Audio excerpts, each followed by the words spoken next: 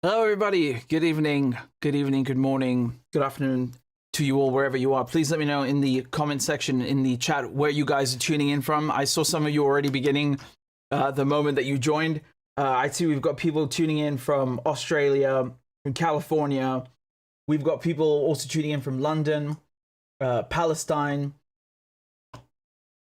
Lebanon, Texas, Los Angeles, Canada, Germany, Brazil. Thank you for all the nice comments. There's a bit of a delay when I speak and you answer, but there we go. Colorado, New Jersey, Scotland, Turkey, Gaza, Bangladesh, Sweden, Sydney, Boston, Texas, South Africa, Florida, Bradford, Brazil, New York, Beijing, Australia. We got the whole world. We got the whole world. So please, guys, just remember to hit the like button, because they suppress the channel in various ways. So when you comment, when you hit the like button, it actually helps fight the algorithm, which is stacked against us. And let's begin. I suppose we could begin with the. I mean, I'd like to talk about Lebanon more than anything, but I think we'll begin with the election results, just so we can kind of, be done with it, right? So, when I say election results, I mean the UK. I'll get to France afterwards. We'll do that last. But yeah, you guys can see that on the screen. Okay, very good.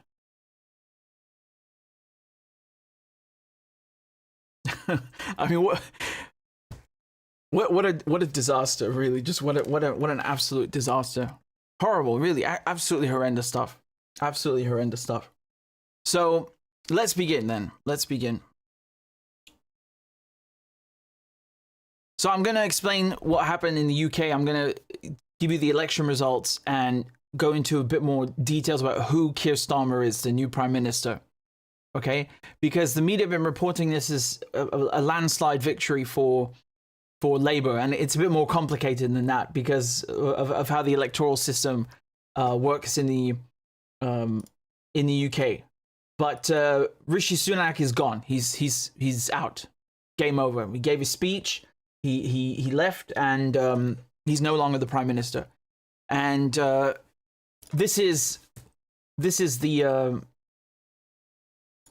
like I said, we'll get to Keir Starmer in a second, but I just want to give you an idea of what happened, because it was a very, very resounding defeat for Conservatives. I mean, I think it's the worst election result in history for the Conservatives. They lost so many seats. So many seats. Again, just to pull up the graph on the screen, you can see how awful it was for them. Okay? So in Parliament now, Labour have not just a majority, they have an absolute majority, okay? So they can govern without any difficulties, okay? But for Conservatives, they're really screwed, and this is in part due to people leaving, disaffected voters leaving Tories, leaving Conservatives, and then going to Lib Dems, and of course to Reform, which is Nigel Farage's party. And I don't think it's an unfair characterization to call them far right and white nationalists. But again, that's I'll come back to that afterwards. So just to give you an idea, though, how screwed up this is. Look at the two different shades of red. Do you see that the dark red is the percentage in seats? Okay, and the light red is the vote share. So they got 34% of the vote, Labour. And even though it's barely a third, right? It's just over 1/3 of the vote. They have over 60% of the seats. So do you see how disproportionate that is? It doesn't make any sense. And the same can be said of all of the other results. I mean, because it's disproportionate in the whole way that it works, right? If you look at Liberal Democrats, for example, they got 71 seats with 12.2% in the share of the vote. I mean, it doesn't make any sense. And Reform getting 4 seats on 14.3%. So do you see that this whole system has to be reformed? It has to be more representative. And so now people, I suppose it's a good thing in the sense that it's causing people now to talk more about reforming the system. Now, speaking of reform, let me be very clear to you that just because Labour won and the Conservatives have been crushed, it doesn't mean that there's going to be a change in policies. Okay, you have to understand that the Labour Party that we're talking about it's basically Tories light. Okay, it's like Democrats and Republicans. There is no difference between Democrats and Republicans except a bit of decorum, right? The rest is splitting hairs at this point. So this is the same phenomenon that you have in England, in the UK. There's no difference between Labour and Conservatives. Please understand that. Anyone who tells you otherwise is talking shit, okay? They're talking shit. So now that we've explained that, I'll also highlight the fact that you have several candidates who won their seats on a Gaza ticket. So all these people that were saying, oh, well, you know, Gaza, it doesn't matter and foreign policy doesn't matter, they're morons. They're complete idiots. So you've had Labour MPs that were dethroned and lost their seats to independent candidates who were running on a Gaza ticket. And of course, that's not the only thing they were running on, but they made Gaza a primary issue. And, you know, what did they expect? I mean, it's so insane to go and support genocide and then think, you know, you're going to get away with it. So at least this is it's a mild form of payback, but it's still payback. Okay. And just to give you an idea of how ridiculous the results are as well, because you have to compare with 2019 and 2017 during the last general elections. Back then, they made a scandal out of Jeremy Corbyn, who is the head of the Labour Party, okay? And they basically removed him as the leader of the Labour Party by accusing him of anti-Semitism because he supported the Palestinians. So you see that issue has actually never gone away, nor should it. But they also used the election results, and again, keep in mind, they used this anti-Semitism thing to make sure that no one voted for Labour. So they were smearing him constantly in the media. And then once the election results came out, they used those results to delegitimize him and remove him as to force him into resignation as the Labour leader. Now, the funny thing is, he got more votes in 2017 and in 2019 than Keir Starmer did. Now, but the media are not calling for Keir Starmer to leave or calling him illegitimate or making a big fuss about the fact that he has less votes than Jeremy Corbyn. You have some media talking about what I explained just a few minutes ago about how disproportionate the amount of actual votes for Labour are compared to the number of seats, okay? They are discussing some of that, but they're not talking about the fact that in for example, 2017, okay? So it's two things, right? Keep in mind, it's two things. Labour, the whole party received less votes this time around, and Keir Starmer himself in his own constituency received less votes than under Corbyn. So what does this tell you? It tells you two things. That the Labour Party was more successful in terms of actual people going to the polling station and voting for them under Jeremy Corbyn. Okay? Now, of course, people will say, well, no, who cares? Because the point is actually getting an absolute majority. Fine, but I'm talking about direct democracy, people actually going to the poll and voting for you. The number of votes was higher under Jeremy Corbyn. And so that's number one. And the second thing, it shows you how biased the media are, because they call that a disaster when that happened with Jeremy Corbyn. They say, oh my God, he has to resign. This is a catastrophe. No one wants Labour, which is a lie, because you had a ballooning membership in the Labour Party. You had tons of young people who joined and then who left once they dethroned Jeremy Corbyn and replaced him with Keir Starmer. Okay, so Keir Starmer himself. Now let's move on to Keir Starmer, actually, but I think I'll just read to you the number of votes, if you'll allow me, just to show you how crazy it is, the difference. So Keir Starmer himself in his own constituency, this is in Holborn and St Pancras. In 2017, he got 41,300 votes. Okay, I'll just round it down to the first two figures. So he got 41,000 votes in 2017. In 2019, he got 36,000 votes. Yesterday, he got 18,000. Okay, so this is the prime minister in his own constituency. He had 41,000 votes in 2017, 36,000 votes in 2019, 18,000 votes. So basically, the amount of people that voted for him in his own constituency cut by half. And that's under his own leadership. He is the head of the party. Like, it's unbelievable. It's unbelievable. So he barely scraped by, right? You could say it's hilarious. It really is. It really is. And that's in his own constituency. All right. So he fared better under Jeremy Corbyn. Do you know why? Because when Jeremy Corbyn was the head of the Labour Party, he was his most ardent supporter, like in public, and then he stabbed him in the back and in the front. And I'll come back to that in just a second. I just want to again give you the figures for the whole Labour Party. Okay, so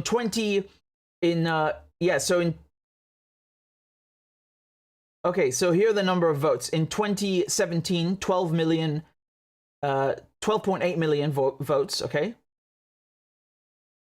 Let me put it up on the screen. You can see the success of Jeremy Corbyn compared to Ed Miliband, who was his predecessor, and then Starmer, who's his successor. It's unbelievable. It really is. Do you see that? So 9 million votes under Ed Miliband in 2015. Then Jeremy Corbyn comes in. You have all these young people joining the party. The membership is exploding. 12 million votes. Then 10 million votes. This is after the smear campaign. And then under Keir Starmer, less votes. But the media don't say anything about that.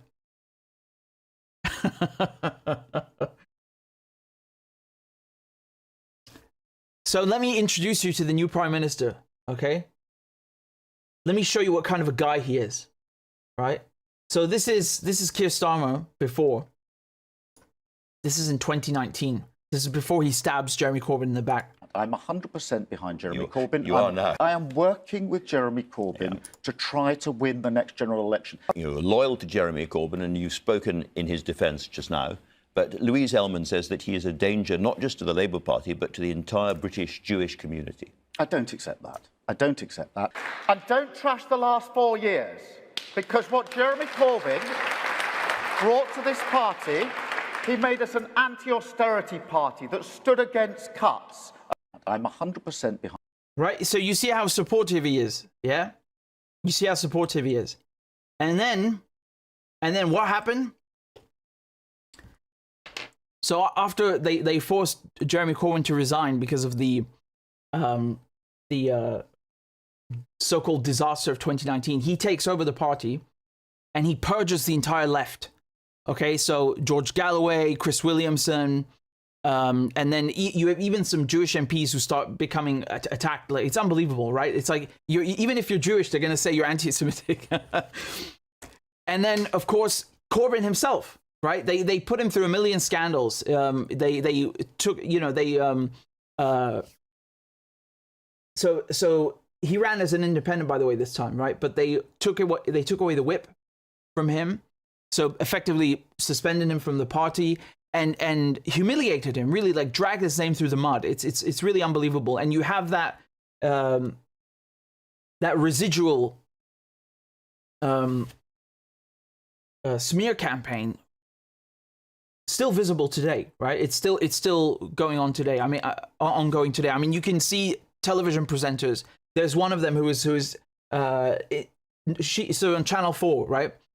Wasn't her who was interviewing Corbyn, but one of her co-hosts, and you can see the look of disgust on her face because the establishment hate him so much because he was actually a leftist leader. Like when he took charge of Labour, he embodied the name of the party, Labour, like actually for workers, and they hated that. They hated that, so they had to get rid of him, and they did all sorts of things. They had Keir Starmer turn on him, the whole front bench. They called him anti-Semitic. The security services came out before the election. like this is amazing, right? Like you have MI5 and MI6 and GCHQ giving their opinion on Jeremy Corbyn and saying that, well, he's a threat to the security of the country. And you had the SAS who are using photos of him so the SAS are the special forces, the special air service. They were using photos of Jeremy Corbyn for target practice, and that was leaked to the press to further to create further resentment against him. It's just really disgusting. right? But now Keir Starmer, having turned on him, he's climbed to the top, right? He's climbed up the ladder like a slithering nasty snake.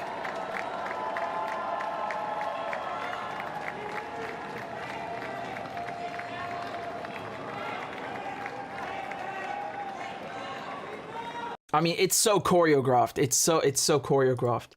And I want to show you who Keir Starmer is, because you guys don't understand how nasty this guy is. So before he became the prime minister, he used to be the head.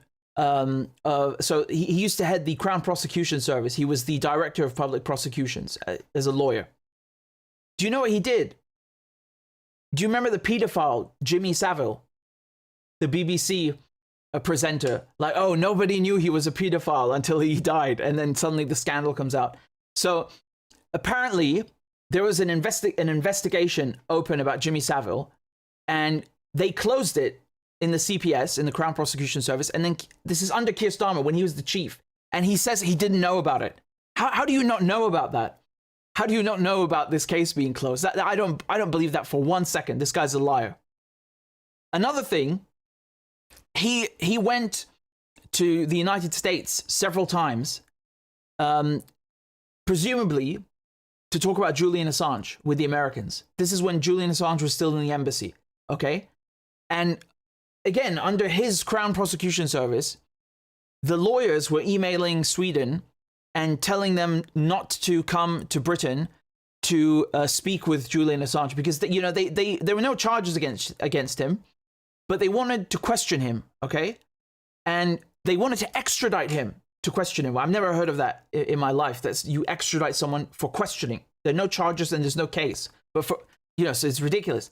And he was saying, well, if you send a prosecutor to London, I can speak with them. If you want to do it over video, I can do that as well. So he wanted to cooperate with them. But the British government, the CPS under Keir Starmer, were telling Sweden not to do that under any circumstances, because they wanted to get him to Sweden and then extradite him to America. That was the whole plan. Okay? So Keir Starmer went to the United States, and then all of the records of his trips were destroyed. Let me repeat that. He went to the United States and all of the records of his trips were destroyed. They just destroyed them. Stefania Maurizio was interviewing her yesterday. She's done excellent work on this. Look what she posted today, for example. She said Keir Starmer was the head of the Crown Prosecution Service when the CPS took crucial decisions on Julian Assange, which contributed to creating the quagmire which kept Assange in London since 2010. 9 years of Freedom of Information Act trench warfare, 3 appeals to UK tribunals, 3 appeals to Swedish courts, no truth. This is what the Crown Prosecution Service told Sweden. They said, my earlier advice remains that in my view it would not be prudent for the Swedish authorities to try to interview Assange in the UK. So they did this on purpose so that he would stay inside the embassy and that they could figure out a way to then screw him over, which they eventually did. So this is the kind of person that Keir Starmer is. And now, of course, if you try and find out if he directed this, the records don't exist because they've been destroyed. And then, he'll just say, well, I didn't know, which is ridiculous because you're the head of the unit. You're the head of the Crown Prosecution Service. You're the top prosecutor. You have to take responsibility. So you can't say you didn't know. You're in charge of all of these cases, all of them. So this is the kind of person he is. And there's another thing also, for example, they were looking into torture allegations with MI5 and MI6, and he let them off the hook. So he closed these investigations into rendition and torture by MI5 and MI6. And then the year afterwards, he goes for drinks with the chief of MI5. He goes for drinks with the chief of MI5. So do you see the kind of person that we're talking about? This guy has done all sorts of things for the establishment, all sorts of things, fake anti-Semitism campaign against Jeremy Corbyn, stabbing him in the back in public, and then, well, that doesn't make sense, stabbing him, but he stabbed him in the front. And then, hunting journalists like Julian Assange, protecting pedophiles who are at the top of the media establishment and the British political establishment, protecting the security services from investigations into torture. Like, you name it, he's done it. He is truly the scum of the earth. When we talk about the swamp in politics, Keir Starmer is the swamp. So no wonder he becomes the prime minister. No wonder. This is the reward for being a swamp creature. Do you understand? He's an absolute scumbag, an absolute piece of work.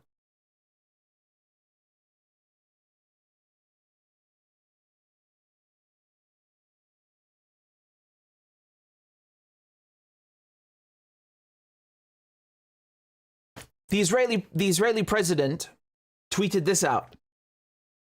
He said, "I send my warmest congratulations to Keir Starmer as he prepares to enter Downing Street as Prime Minister. I look forward to working together with him and his new government to bring our hostages home, to build a better future for the region, and to deepen the close friendship between Israel and the United Kingdom." What friendship is that? Bombing the King David Hotel? I also express my deepest appreciation and gratitude to outgoing Prime Minister Rishi Sunak for his leadership and for standing with the Israeli people, especially during the most difficult period. So this tweet says a lot about the current state of British politics. So, you know, there's no difference in policy between the two. Thank you, Conservatives, for helping us with our extermination in Gaza.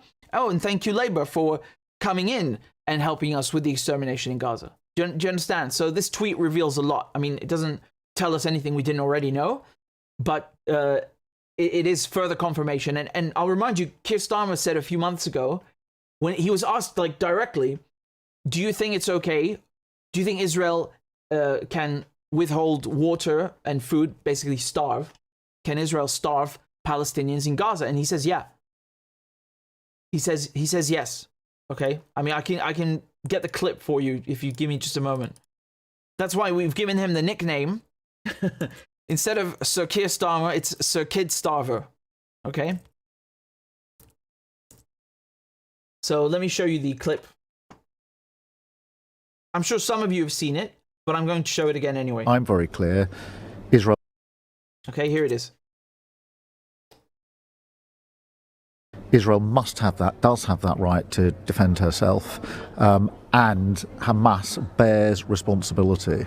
A siege is appropriate? Cutting off power, cutting off water? Well, I think that Israel does have that right. It is an ongoing situation. Obviously, everything should be done within international law, but I don't want to step away from the sort of core principles that Israel has a right to defend herself and Hamas bears responsibility for these terrorist acts. And I would call on all responsible states, particularly Middle East responsible states, to call this out for what it is, and to stand with the world in condemning, utterly condemning, these actions by Hamas. I'm very clear. What's funny about this is that he is a lawyer, and not just a lawyer, a barrister. He was the head, as I said before, the director of public prosecutions of the United Kingdom. And he specialized in humanitarian law. So it's not like he doesn't know what he's talking about. You don't have to be a lawyer to recognize that starving civilians is wrong and withholding water is wrong, and that it's a war crime. It is a war crime, it's unequivocally a war crime. But he is legally qualified to make that assertion. And then he goes ahead and says, yeah, it has the right. Well, great. I can't wait for you to see you in The Hague, because that's where you're going, right? So we have another war criminal prime minister, and it's so fitting that he's the first one to be elected since Tony Blair. They're such a good pair together, aren't they? Two Labour war criminal prime ministers. So, you know, the Conservatives, in the last weeks, they submitted clarification. They asked for clarification from the ICC about, from the ICJ and the ICC for about whether, you know, it has jurisdiction over Palestine, and they do. We know this. I reported on this 2-3 years ago when they already established that under Fatou Bensouda, right? So she was the old chief prosecutor. So they use this as a delay tactic to avoid issuing arrest warrants. And that takes me to another thing. Do you know what Keir Starmer did? He blocked arrest warrants, not for Netanyahu, but for a previous Israeli politician, the foreign minister, right? So when there was a trip, they were planning to come to the UK, right? He helped block their arrest warrants so that, you know, they wouldn't be arrested back then. I mean, real absolute scumbag, you know? So this is with Tzipi Livni, right? Livni. So she was the Israeli foreign minister, and this is when they were bombing Gaza in 2008, right? But don't forget, it started on October 7. So Israel was bombing Gaza in 2008, and they were going to try and arrest Livni, not in the UK, right? Like in British jurisdiction when she would arrive in this visit in 2011, and he blocked it. And they're also censoring emails about that, right? So the bombing happened in 2008 and the trip was planned for 2011. And they warned the Israelis and made sure that nothing happened. So he has protected the Israelis over and over again. Another interesting fact that you might not know, his wife is Jewish. Now, obviously, being Jewish doesn't make you an Israeli. I know the Israelis want you to think that. But in this case, absolutely, his wife is like a 100% Zionist. And he himself has said, he calls himself an unequivocal Zionist. Okay? Those are the exact words that he used. Unequivocal Zionist. All right? So this is the type of person that we're dealing with. A true absolute swamp creature. He has done it all. You name it, he's done it.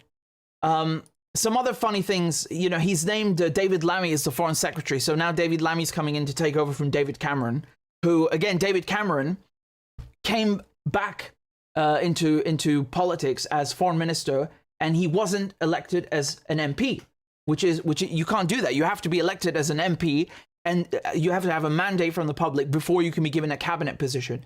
But in any case, he's gone now. Good riddance. And now we have David Lammy, who is basically a chubbier black version of David Cameron. Isn't that great? we have the same scum war criminals, but wearing different clothes. And that's the message that I wish to impress upon you, is that the government has simply changed its clothes. It's not a new government. It's the same government with different clothes, with different faces, right? Please understand that. That's very important. Funny thing is Liz Truss, who had the shortest premiership in Britain's history. What was it again? 50 days? She's become the first former prime minister in 90 years to lose their seat at a general election, and she lost by 630 votes. Okay. The media, so this is a headline from the Telegraph. They were happy because George Galloway unfortunately lost his seat, and this is the headline that they ran. They said, "Goodbye, Galloway. This was a triumph for Israel." Can you believe that? Can you believe that they actually ran this headline? I mean, it's they can't hide, they can't hide their glee. They can't hide their glee. Remember that George Galloway has been a parliamentarian, elected to parliament 7 times. Okay, and this count in Rochdale, he lost by barely 1,000. What is it? 1,200 votes. Let me see. 13,000 versus 11,500. Okay, so roughly 1,500 votes. Yeah. So I mean, the other guy scraped, barely by the skin of his teeth got elected. So it doesn't say anything about George Galloway. On the contrary, I'll just read to you what Elijah Magnet wrote. He had said that George's loss of his MP seat does not diminish the fact that he is globally acknowledged as a true representative of the people worldwide. And I couldn't agree more with what Elijah's written there. Absolutely. And that's why the Israelis in the media are so happy. And did you see the subheading underneath? It says, "Britain has breathed a sigh of relief." Well, which one is it? Is it a victory for Israel or a victory for Britain? Why didn't you make your mind up? It's unbelievable how some people, they seem to be more interested in what's good for Israel than what's good for their own countries. Weird, isn't that weird? How odd.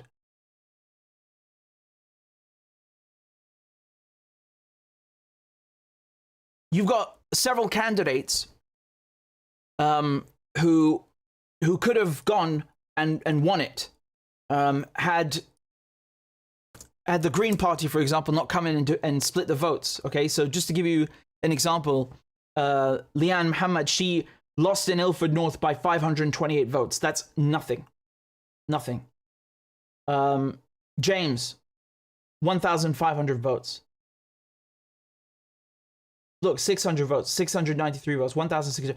I mean, these are all independent or Workers' Party candidates, right? They could have done it. They could have made it through and made it past the finish line, were it not for people coming in and splitting the vote. And as a matter of fact, when it comes to Craig Murray, for example, in Blackburn, I mean, the independent who joined the race last month when Craig was already in it for months before him, also got by the skin of his teeth, right? That could have easily, very easily gone wrong, and you know, the seat would have gone to Labour, and then they would have blamed Craig, when in fact Craig was the first one to announce a candidacy in that constituency as an independent and or Workers' Party. He was Workers' Party, of course, but basically someone who's not establishment.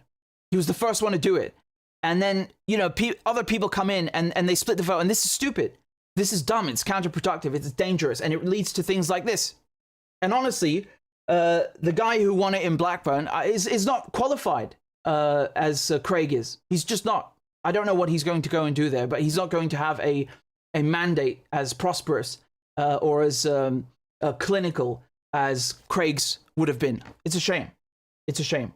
So, in any case, the lesson here about this general election, I think it was summed up quite well by Glenn Greenwald. He said that the red line here is Labour, the collapsed blue line are Conservatives, grey line non-voters. Does anyone see a surge for Labour in the UK? The only thing that has surged, as is happening in so many democratic countries, is hatred for establishment factions. Absolutely. Absolutely. Look at that. This is from the 1970s to 2024. And you can see the vote share going down for all of these parties, right? And the only thing that's actually going up, the only trend that is really skyrocketing is rejection of the establishment. This is exactly what is happening. And the problem now is that instead of Tories, you have Tories light, and they're going to continue all the same crap. They're going to keep supporting Israel. They're going to keep employing and implementing United States foreign policy instead of having a sovereign, independent British foreign policy. They're going to keep doing what Washington says. They're going to keep on doing what NATO wants. They're going to keep the war in Ukraine going. They're going to keep provoking World War III with Russia and China. And they're going to continue screwing over working class people. And you're going to, because you have so many disaffected voters, I don't know why this is the trend in Europe, because it stinks. But many of them seem to go to the far right, which, what has that ever done for them? I mean, what has that ever done for them? What good has that ever done? But that's what's going to happen the next general election, I fear, is that you're going to have a lot of disaffected voters who end up going to far right parties. And you're seeing that already everywhere. I mean, even Labour, if we talk about Labour in the UK, it is a far right party, actually. And I said that yesterday in my video. So, you know, if you look at the policies and the program that Keir Starmer was putting forward, he wasn't even trying to appeal to people on the left. He was simply trying to appeal to conservative voters and people to the right.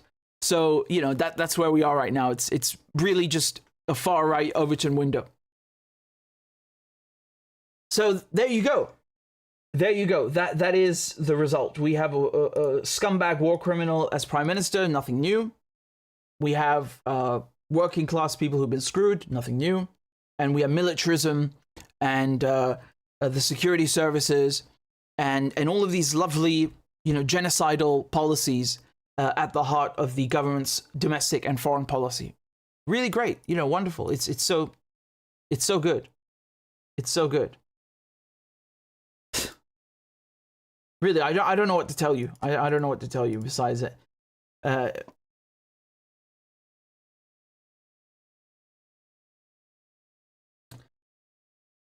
This is why it's important to work on coalitions. So next time we have less of a split vote in certain constituencies, right?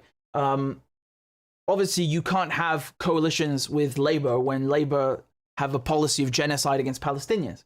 You have to strike a coalition with independents, and I know the Workers' Party did that in certain constituencies. They withdrew candidates on purpose so that independent candidates who had a stronger chance could succeed. So it's a very selfless thing to do, but it's the key to success if you want the left to actually win. So we need to have more of that next time. And I suspect that the Workers' Party might fare a bit better because they, keep in mind it's a new party, and nevertheless George Galloway got elected first time around in Rochdale, and in addition to that they got 200,000 votes, and that's despite the media blackout, right? So that's another scandalous thing, is that you have George Galloway, who's a sitting member of parliament, an excellent speaker, master orator, and they don't invite him to any of the television debates. He wasn't invited to any of the debates. They do that on purpose so that you don't know or you don't learn of the grassroots alternative left that actually exists, and instead you just you only see this much, right? You have this Overton window of two far right parties, and one of them is masquerading as left, but it's not left party. Labour is only workers or pro-worker in name, but in policy it's anti-worker. And so they do this on purpose. They had a media blackout against the Workers' Party and George Galloway from the moment that he won his seat in Rochdale. And do you remember Rishi Sunak came out in front of number 10 Downing Street and he gave a speech, and he didn't even name George Galloway, but we all knew who he was talking about, right? Because that was the only seat that had been won. And he started like warning about the rise in Islamistic, like just absolute nonsense, because they don't want people running on Gaza and against militarism. So from that moment on, the media and the political establishment in Britain blackballed and blacklisted all of the Workers' Party candidates and George Galloway himself. And they invited people like Nigel Farage, who'd never had a mandate in Parliament, never been elected to the House of Commons, but didn't invite George Galloway, who was in Parliament as the head of the Workers' Party. What do you say? What do you say to that? I say that's very low. I say that's crooked. I say that's rotten. And they did it on purpose, because if you don't know about the party, even if they speak negatively, right? At least you know of the party, and you if you're curious, you'll go and you'll read the manifesto and you'll understand who's who, and you can make an informed decision, maybe, right? It's better than not knowing. But they did that on purpose, and so that's the state of things right now. That's the state of affairs. We have a very, very long road ahead. I mean, I didn't expect anything less. Don't get me wrong. I didn't expect a miracle. We're still dealing with the same enemies. We still have all of these interests that the government is beholden to. So I'm not surprised. And the struggle continues. The struggle continues.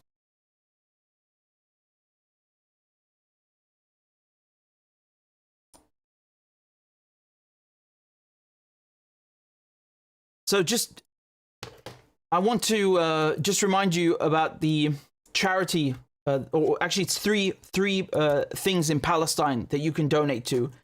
Before I continue, just let me put these up on the screen so I can plug them. So the first one is a GoFundMe for disabled children in Gaza. Okay, I'm putting that in the chat, and it's on the screen right now. Give me a second to pull it up. Please help them reach the goal. They're on the way. They're almost there, right? Remember when they started, I think they were at 6,000, and you guys got it up to 71,000. God bless you. Thank you so much. So please help the GoFundMe reach its goal. I know the creator of the GoFundMe. She's a journalist from Gaza. A very sweet lady, and the money goes directly to the children there. So please help them if you can. And here's another charity that you can donate to. So these are not in Gaza, but they're in Palestine. And I'm putting them up on the screen and in the chat. Okay, so one of them is dspr.org, and the other one is shepherd-society.org. Okay, so these are two charities that are also reliable that you can donate to, and the money will get to people there. Okay, so please donate if you can. I've put all the links in the chat and in the description. Thank you very much, guys. It's really appreciated. So let's continue with the program. And if you're just joining now, please remember to hit the like button and tell me where you're joining from in the comments. Perhaps we can talk about Lebanon and dissect is happening on that front, okay? Because it's a very, very contentious front. So, you know what? Actually, no, I don't want to talk about Lebanon first. Let's talk about Gaza. I want to show you some clips from Gaza that are going to blow your mind. I want to show you those clips first because those are wild. Those are absolutely wild, okay? You're not going to believe this. I mean, you're not going to believe this stuff. Again, just unbelievable combat journalism. Unbelievable. Okay, just allow me to fetch one more clip, and then we should be ready.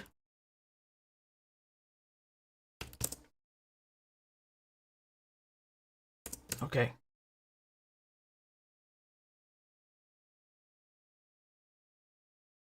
Right. You guys see that? Excellent.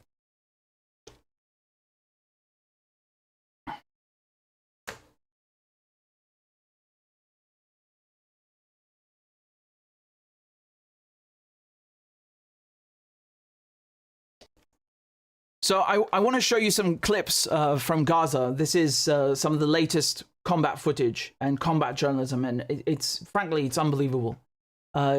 You might recall that in the Vietnam War, the Americans would drop so many bombs on the Vietnamese that they were able to fetch the duds, meaning the ones that didn't explode, and then rewire them into booby traps and into IEDs to use against the Americans. So kind of, you know, giving them a taste of their own medicine. The same thing is happening in Gaza. As a matter of fact, if you were to deprive Hamas of any new weapons, hypothetically, there are so many bombs being dropped on Gaza that they could last years just picking up the duds and reusing them. And as a matter of fact, that's exactly what they're doing.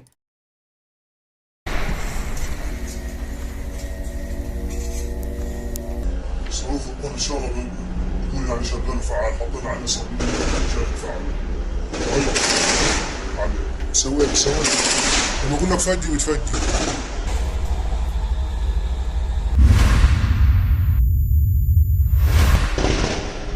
وقع الله انت قاعد هنا ايش بتنتظر قاعد انت بيني وبينك بننتظر والله لا يرزق بلكن ان شاء الله تجينا واحده هيك مجرد واحده ان شاء الله من صفر مره واحده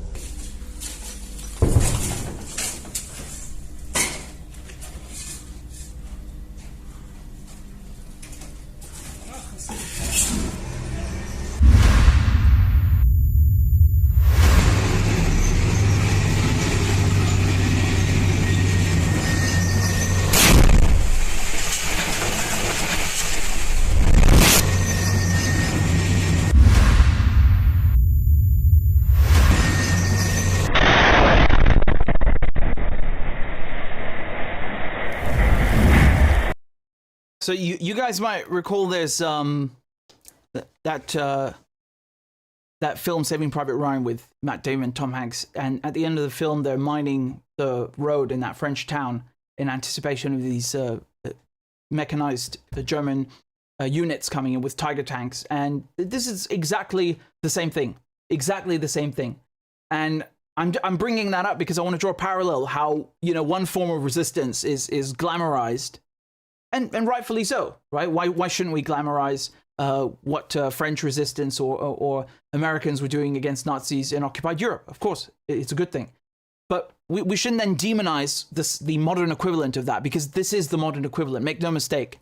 The Palestinians are fighting a Nazi occupation on their land, and they're doing it in very much the same way with next to nothing. This is an unbelievable clip, what I'm about to show you. Honestly, just look at the heroics of this. I think it speaks for itself. Allahu Akbar. Allahu Akbar. Allahu Akbar. Allahu Akbar. Allah yansurhum ya Rab. Allah yansurhum. Allah yansurhum.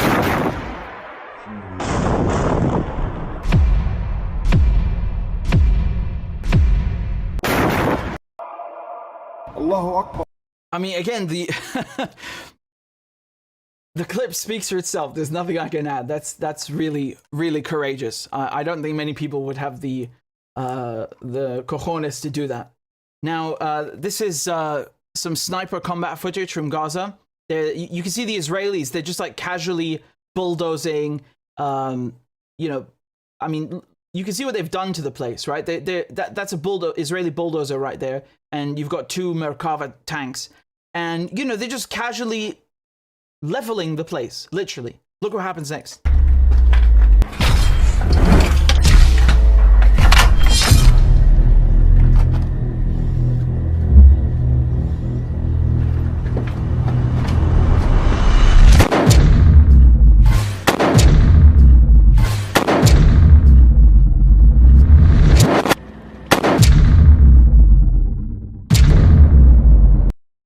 So you see the rifle that's also being used in this case is a locally manufactured sniper rifle, the Ghul. Just like the English word ghoul, it comes from Arabic, from Ghul. And it's a 50 caliber sniper rifle. So I mean, 50 caliber, you know, the bullet is about that big. And then the, once it's been fired, it's one of the largest bullets available. And I mean, the shockwave itself will, if it passes next to you, never mind if it actually hits you, like in this case.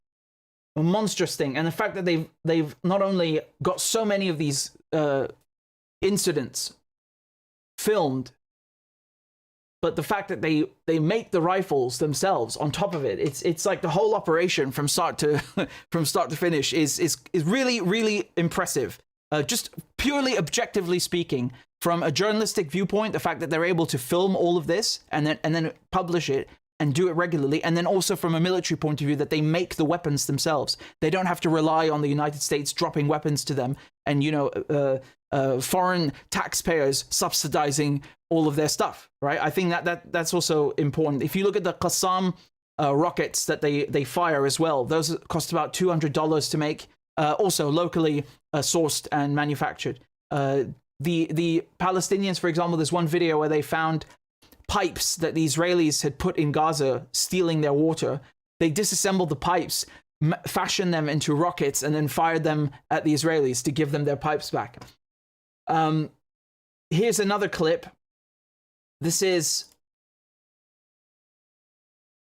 from some fighting from earlier today.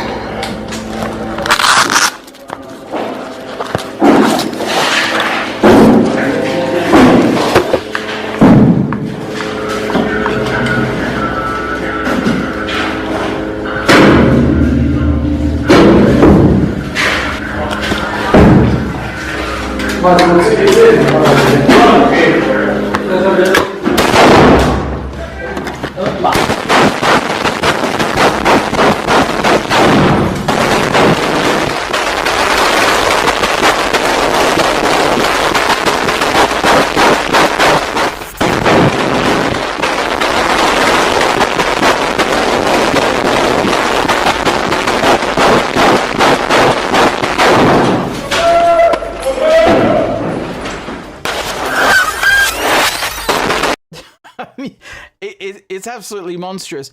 Now, let me submit a counter argument here, because if this were an Israeli video, I mean, you can't really see anything, right? If this were an Israeli video, I'd highly doubt whether there was anyone actually on the top floor. But because the Palestinians don't lie and they consistently publish video evidence, I know this is a real video. Do you understand the difference? I trust it. I know that they're not going to bother doing propaganda. They don't have time to do propaganda. They're not interested in propaganda. There's no need, because the actual feats on the battlefield are good propaganda in and of themselves. Of course, they serve that purpose as well. There's no denying that. I'll show you something else which is rather impressive. This is also from today.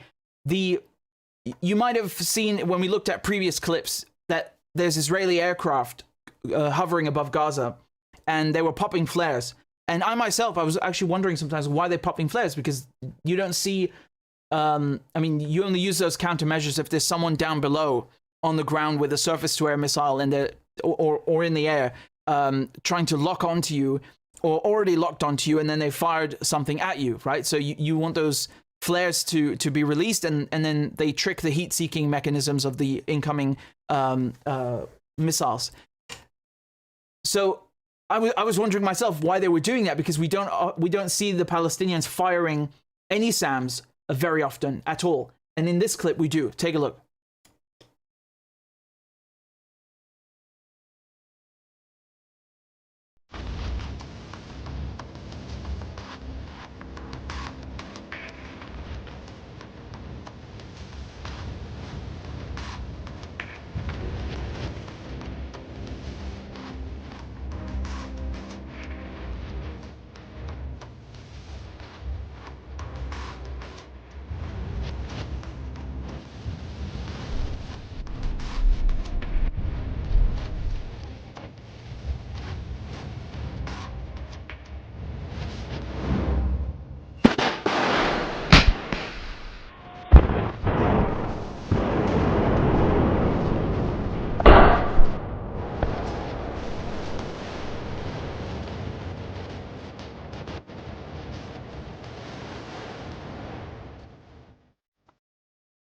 That's SAM 7, right? So the weapons that they were using, those are SAM 7s. Unbelievable. And, you know, given the way that they've been fighting this war, prosecuting this war against the Israelis from October 7 and every day since, both with the initial Al-Aqsa flood and then all of the street battles in Rafah and in all of the refugee camps, in every street of Gaza, in the tunnels. I mean, it's no wonder that they're also now taking it to the skies, and that's a very important arena, because the Israelis only fight, or rather only cause all this mass destruction through their aerial bombardment, and the Israelis are really only an aerial power and nothing else. So this is very promising. Here's another operation where you see them shelling. And again, look at the surveillance capabilities that they have. You see them shelling Israeli positions, and then they also film the medevac, so the medic and medical evacuation coming in for the soldiers. So sort of to prove that, yes, they did actually hit the targets.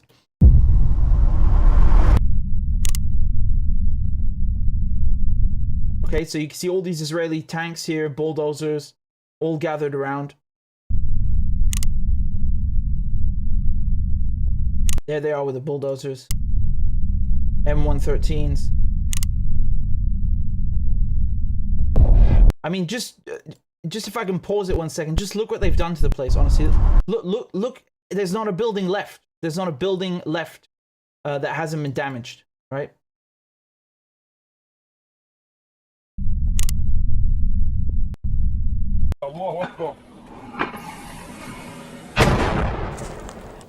So now they're shelling them.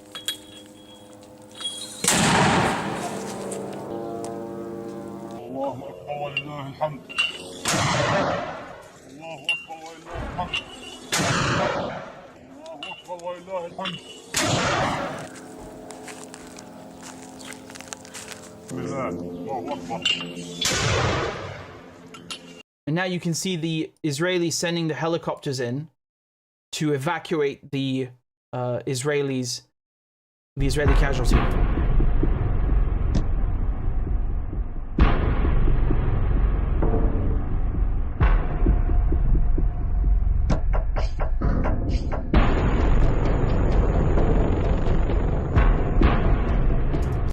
So it says down here, sorry, I clicked away. It says the helicopters landing to evacuate the killed and the wounded. Right.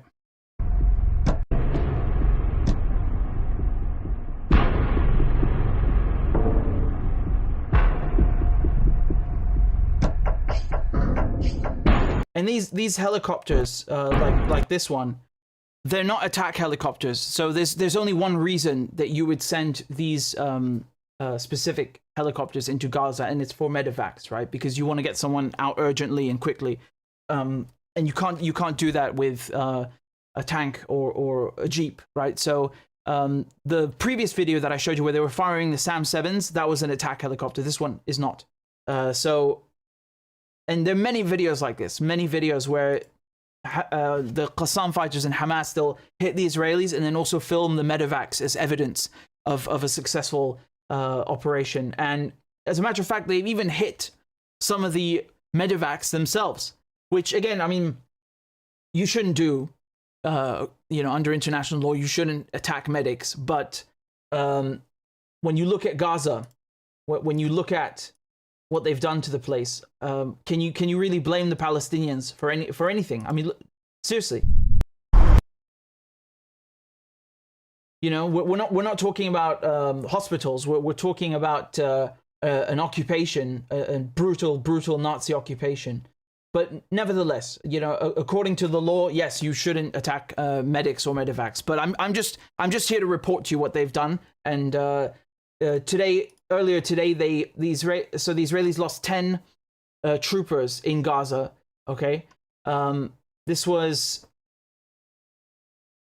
in the Shuja'a neighborhood. Okay, the Qassam brigades, they struck Israel's military control and command headquarters in El Shuja'a neighborhood, and they did it as well with the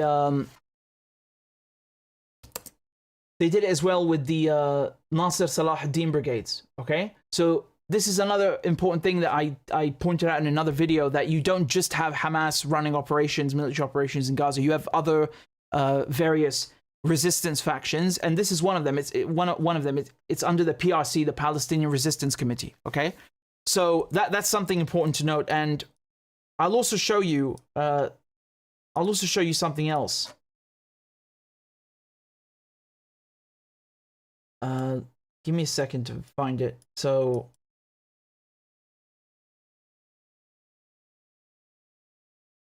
yeah, this clip that I was playing to you earlier with the SAM-7s, if you look at the beginning, it says here that they did this بالاشتراك مع كتائب الشهيد عبد القادر الحسيني. Okay, so who are they talking about here?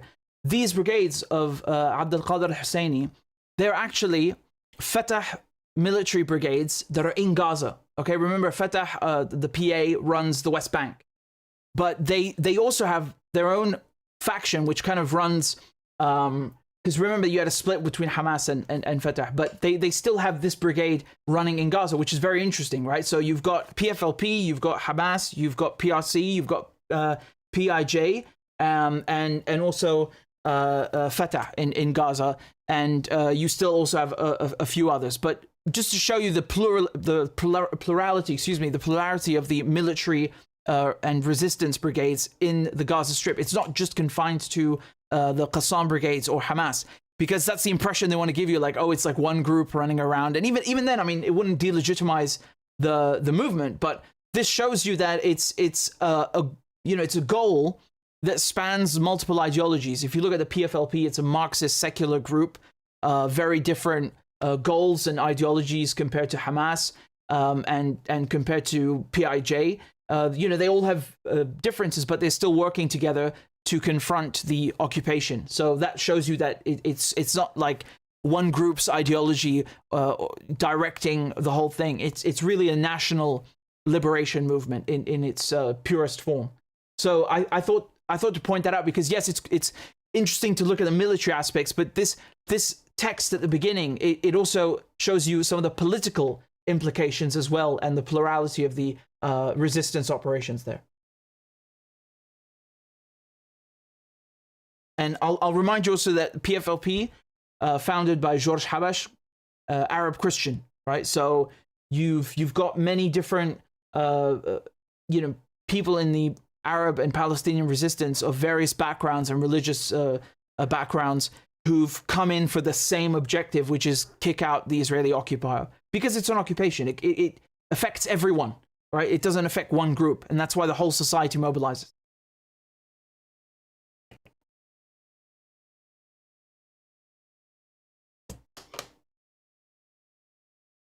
So now let's talk about Lebanon, all right?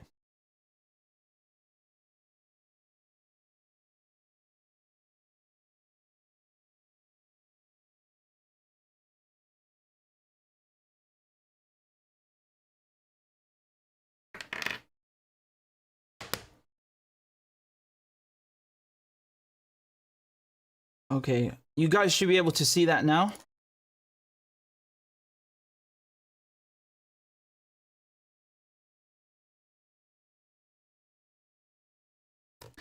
So one topic that you see on the news almost every day is whether the Israelis are going to go to war with Lebanon. It's a very, very interesting topic, and you guys know that I've done a lot of coverage about Hezbollah and how they've been destroying Israel's defenses. And now the Israelis are very angry because they're losing in Gaza, and they're also being crushed in the north, so in the front with South Lebanon, with Hezbollah, and they can't do anything about it. And what they're trying to achieve now is a pivot from Gaza over to Lebanon, hoping that that's going to kind of wash away their failures inside of Gaza, their military and political failures in Gaza. I'll play you some clips and I'll go more into detail about whether there's going to be a war or not. This is from David Menser, who's the same guy that you might know from Labor Friends of Israel, right?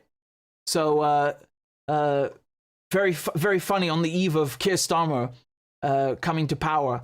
But he's now the Israeli spokesperson. And take a look at what he had to say about Lebanon. We will use all means necessary to restore security on our northern border.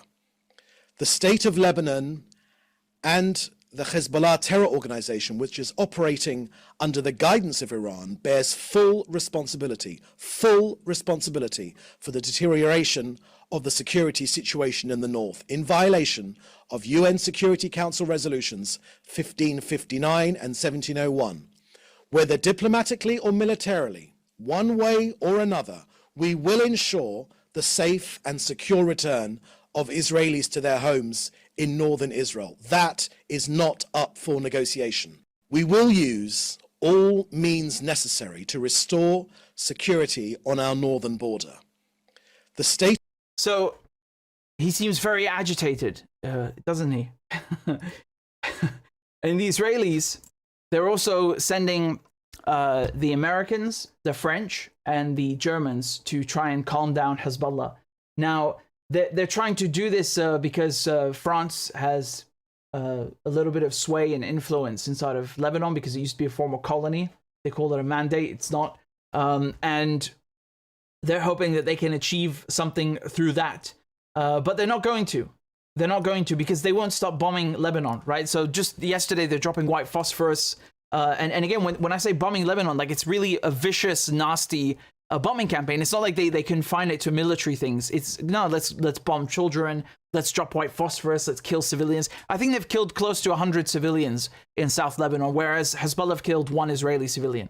If you can call Israeli civilians, because they all have mandatory military service. But anyway, maybe it was a grandmother or something. I don't know. In any case, they won't calm down. So Hezbollah are continuing to pound the border. They don't care. They really do not give a shit. So all of this diplomatic pressure that they're trying to exert, all of this, sending the head of German intelligence to Beirut, it's not working. Hezbollah don't care. Hezbollah's official position is when you stop the genocide in Gaza, then we will stop. We will listen to what Hamas tell us. Okay? And you have to understand the dynamic here, because when they say that, they're not saying like, oh, well, we have nothing to do with it. Go talk to Hamas. They really mean it. They're not just saying that. They really mean this. They say it's up to Hamas. You stop the genocide, we stop. And the same thing with the Yemenis, you know. they say you want these people on Galaxy Leader to be freed. Go talk to Hamas, stop the genocide in Gaza. Then we will release these hostages and we'll lift the blockade. But you go deal with the Palestinians. You're not going to deal through us. So I think that's a very interesting dynamic to point out. And Iran is also rebuffing these these positions by saying, if you screw with Lebanon, there's going to be a regional war, right? Like that's the when it comes to direct involvement, that's the red line. Okay, if you invade Lebanon, we're coming in. That's what the Iranians have been saying. Okay, so you've had the foreign minister, you've had also Tarazi, who is head of Iran's Strategic Council on Foreign Relations. All of them saying, like, Iran's not interested in a regional war, but if you want to take it there, we're ready to do this. Okay, so no one is backing down here. The Yemenis are not backing down. Hamas, Hezbollah are not backing down. Iran is not backing down. They have a very, very clear position. If you want any sort of peace on the northern border or in South Lebanon, you stop the genocide in Gaza. It's the same condition that was set out from day one. But the Israelis don't want to stop the genocide, so they're in a very precarious dilemma right here, right? They want to commit genocide, but they don't want any consequences for committing genocide. It's a very you have to sympathize, right? The poor Israelis. What can they do? Why can't they just commit genocide in peace? No one will let them. So anti-Semitic. So I'll show you some new videos released by Hezbollah, which are also, obviously these have propaganda value, but they're also very interesting to us as journalists and military observers, and just the fact that they are releasing this at this moment in time, it's also to send a message to the Israelis, right? Make no mistake. The message is that we are ready for you, and we have weapons that you don't even know exist and that you don't even know we possess. And make no mistake, the Israelis are very, very angry about that.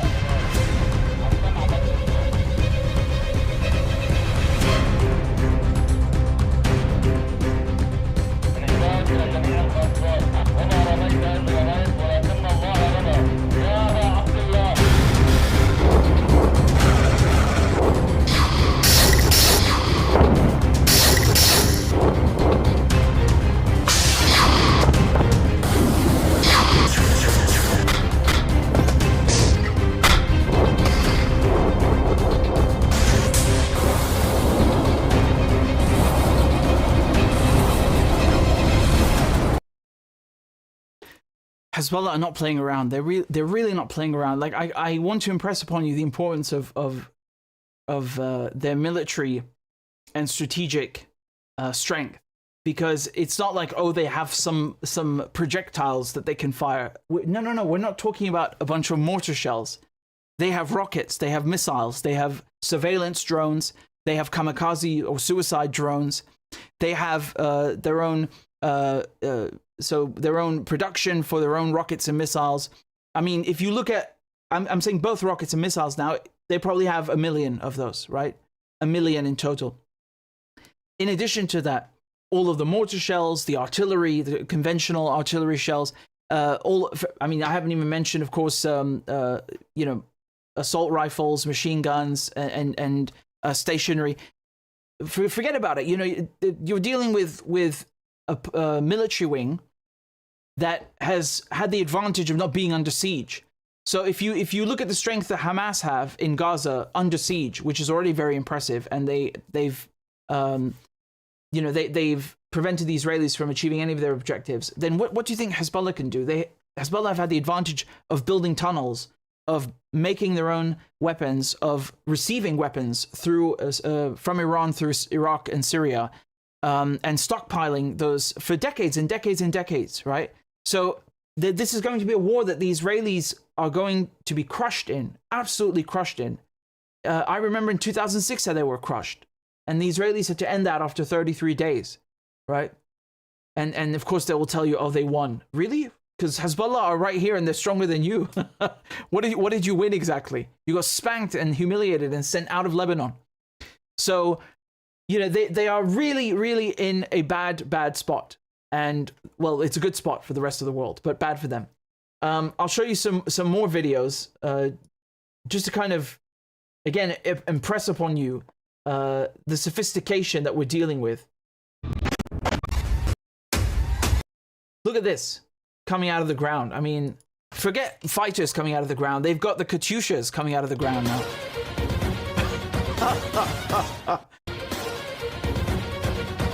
I mean, forget about it. Like, okay, you spot one of them. Maybe you find two of them. You're not going to find all of them. It's really impressive. I mean, for a non-state actor, remember that Hezbollah, yes, they're a political party. Yes, they have their political and their social wings, but their military wing, I mean, it's unbelievable. It's really unbelievable. There's nothing like it anywhere in the world, and there's never been anything like it in history. That a non-state actor has so much firepower and so much technical prowess doesn't exist. Never existed in history. So the fact that they're able to confront the Israelis, the United States, the United Kingdom, and at the same time resist through other channels and avenues, meaning diplomatic and political avenues, it's unbelievable. It really is a force to be reckoned with. And the Israelis are screwed. And when they start sending in the Americans and the French and the Germans to help them out, you know that they're screwed, because this is what they always do, right? They'll try and fight skirmishes or fight a war, and then to seal the deal at the end and get out of trouble, they will ask the Western diplomats to come in and try and cool down Hezbollah. But it's not going to work this time, because we're not dealing with ordinary circumstances. We're dealing with a genocide in Gaza, with an extermination. I don't give a crap what you call it, but it's not good, and Hezbollah don't like it, and the world doesn't like it. And it's not going to stop on the northern border until Israel stops, right? This is the condition. It's not going to change. And, you know, they don't seem to want to get it, but okay.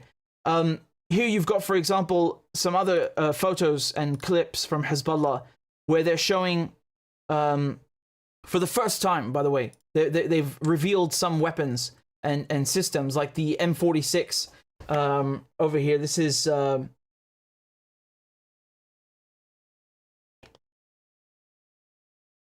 modified by the Syrians as well. I can show you also drills from the artillery, units of Hezbollah that we haven't seen before.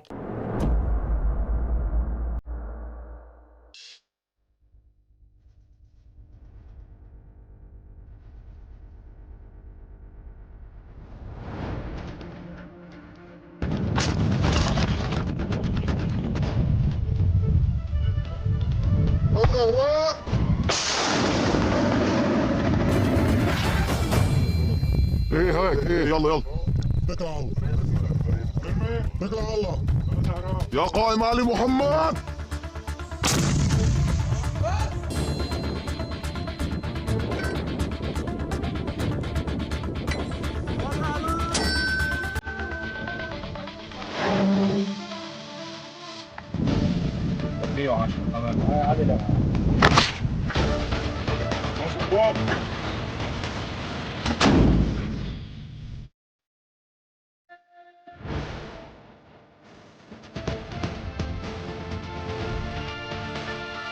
Speaking of which, you see the snow on the mountains in the back. I mean, they also have their own, they have their own units for cold weather, you know, with white camouflage and everything. It's quite amazing. It really is. It's quite formidable.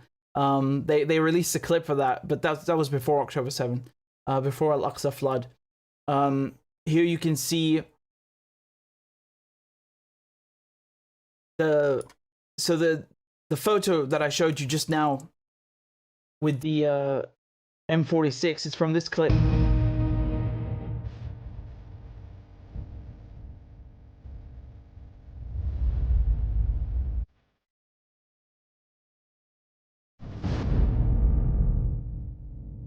They got all sizes and all ordnances and all calibers and all payloads that you can imagine.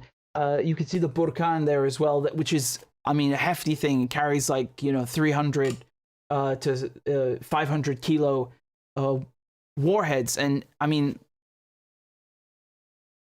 that absolutely annihilates anything it lands on. Also has psychological effect on the enemy as well, given the loud bang that it produces, right? So in the last 24 hours, Hezbollah have launched about 200 rockets and 20 drones against the Israelis because the Israelis assassinated a commander in Hezbollah. And it's like they don't learn.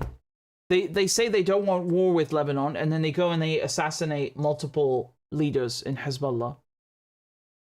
And then they send in the diplomats who to beg and plead on their behalf. And then they keep assassinating these leaders and expecting it to weaken the resistance, and it won't happen. It's like, on one hand, it's like, okay, well, please keep doing it, because you're just going to make the resistance stronger, if that's what it is.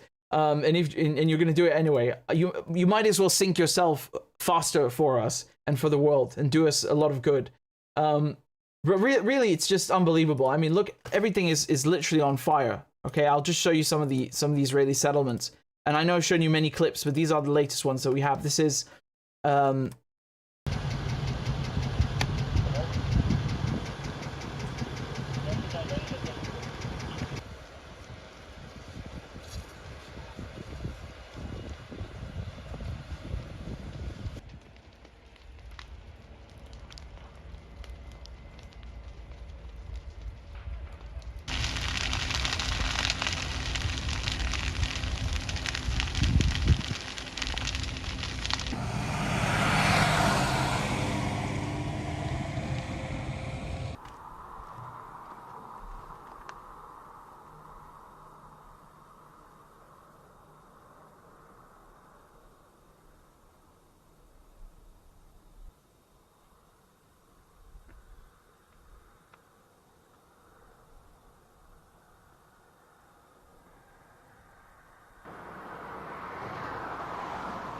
they don't even have enough firefighters to deal with all of these infernos. So you see that from any way that you look at it, they are in dire straits. And I'll just read to you from so this is from Professor Asad Abu Khalil, who is someone I admire very much. Interviewed him about 2 months ago, and I agree very much with the thesis that he lays out in this piece about whether there's going to be war or not.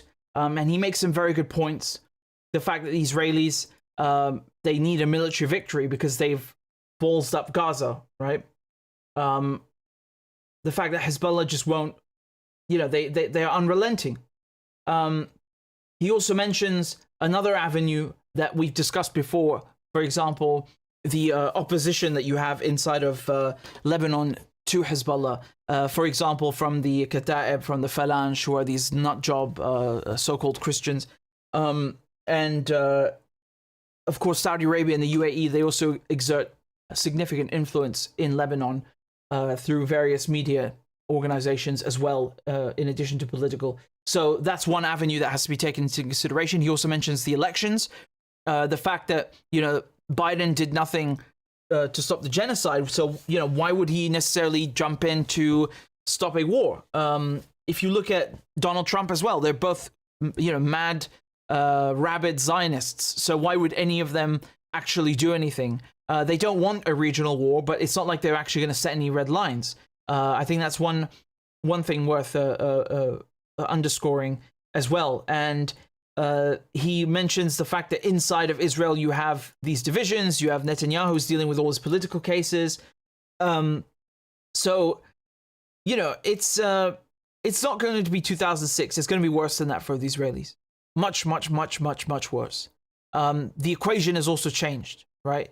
So, Israel is not only being confronted by a much stronger resistance, but they are unable to defend themselves from that resistance, or to face that resistance. by themselves. They need the help of all these countries, right? And he mentions, for example, April 13th, when you had Jordan helping to shoot down Iranian payloads. So, and of course, you know, the UK and the US and France, who all have destroyers in the Red Sea, there to help defend the Israeli colony. So Israel is weak. It's not able to contend with non-state actors, right? Never mind if it goes into a regional war, and then you have Iran also getting involved again, like on April 13th, and to a much larger and further extent. So in any case, it's a good read, and I agree a lot with what he has to say, and I thought I'd just, you know, inject that at the end as well. And it's just funny listening to Israeli media talk about this, because they seem very, very worried about it. But they're still trying to, like, you know, make it, oh, it's about the Shiite axis. Man, they don't get bored, you know? Like, their whole colony is about to be blown up, and they're still, like, regurgitating this bullshit propaganda about, oh, the Iranian Shiite axis. No, man, it's not because they're Shiites. It's because you're shit, right? Because you're colonizers, and you piss people off because you murder them. That's why people are firing rockets at you. They want you to fuck off their land. Like they try so hard to make it about everything else in the world except this, you know? Or it's because they're Jewish, and, you know, everyone is just anti-Semitic. They just wake up in the morning and say, I want to kill Jews. Like, you know, it's everything except colonialism, right? Everything in the world. So in any case, it's funny listening to the Israelis. They don't know what to do, and they're all running away. They're all running away. I mean, last month when Hezbollah, Nasrallah, who's the Secretary General of Hezbollah, gave a speech, you had, I don't recall the number. I think it must have been 65,000, 60,000 Israelis leaving in one day. So, you know, you've had significant portions of Israelis leaving the colony entirely, and especially in the north on this front in southern Lebanon. You know, you have the Israelis being evacuated by their own government, by the colonial administration in Tel Aviv, and in addition to that, being forced out because of the fires, right? So it's not just the war itself, it's just the fires as a result of the drones coming in, as a result of the Iron Dome having been destroyed by Hezbollah. You see, it's like dominoes, right? Or salami tactic, if you will. Very, very, very well executed by Hezbollah. And at the same time, without turning it into a regional war, which is unbelievably impressive. Again, from a purely objective point of view, it's very difficult to destroy an entire line of defense like that without turning it into a larger, protracted conflict. And so they've been able to actually pull that off, which is very impressive. And now, of course, they're talking about, oh, we want, you know, there might be a regional war, but again, Professor Abu Khalil makes the point that the Israelis like to take people by surprise. So the fact that everyone's talking about it would maybe dissuade them from actually doing anything at the moment, but not entirely or indefinitely. Now, from what I can see, and again, I don't want to make any predictions because it's a war, it's chaos, so there's nothing to be predicted in it. But I will say that I think it's going to escalate. I don't know when, but I don't think it's going to become a regional war in the sense that the media are trying to make it out to be. You know, like it very well could. Again, it very well could. Nothing is off the table, right? We are not past the. We're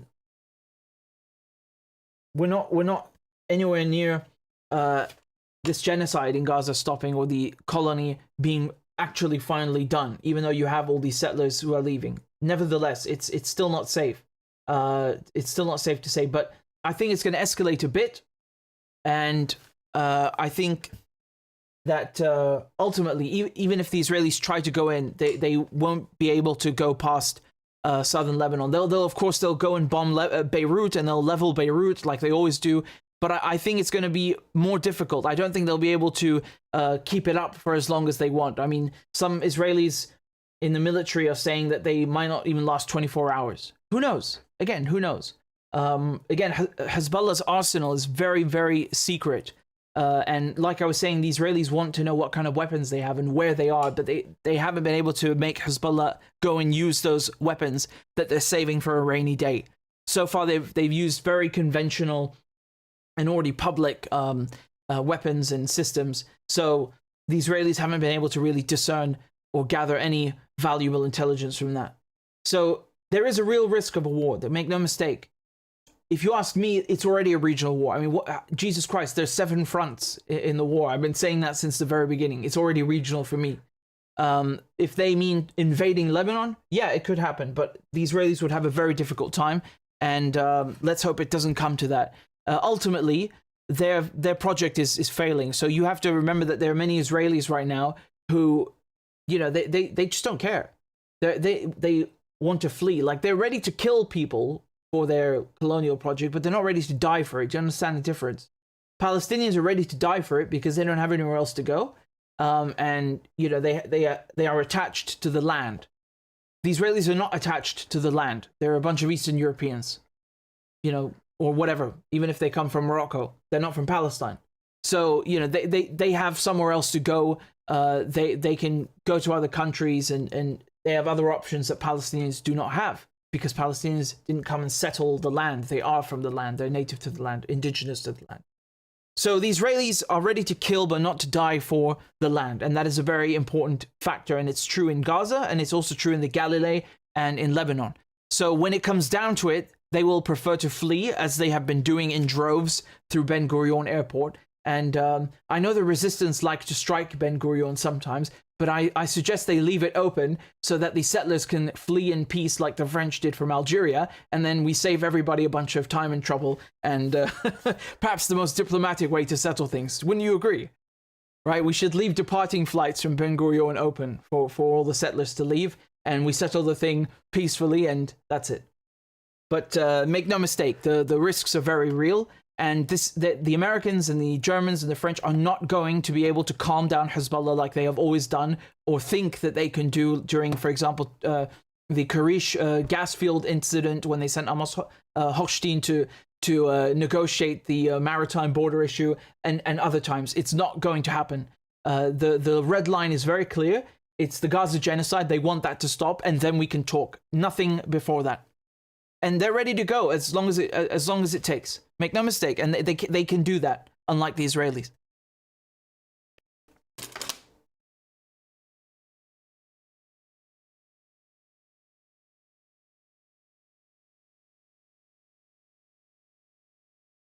Retired Rebel is quoting me. Says Israel is ready to kill for the land, but not ready to die for it. Yes, please do quote me on that, because I stand by that. And you know, again, the proof is in not just the numbers of people leaving Ben Gurion. It's also in every theater that we look at, whether it's the Golan Heights, whether it's in the West Bank. You know, they prefer to drop bombs from the air because no one is going to be able to actually fight back. So they go and bomb Damascus, they go and bomb Gaza, they'll launch drone strikes in the West Bank, but they're not going to actually go in and prioritize infantry fighting and things like that, because they know that they don't stand a chance against someone who is in flip-flops and now has the means to produce their own rockets and build their own sniper rifles, and is ready to take you out for coming anywhere near their home and bombing their friends and family. You don't stand a chance. Like even if they had a stick, they're going to beat the shit out of you with that stick, because they've got nothing else to do, and you're oppressing them. So anyway, we come back to the same point. So again, guys, I'll just ask you, if you can, to please donate, not to me, but to this charity for disabled children in Gaza. It's a GoFundMe.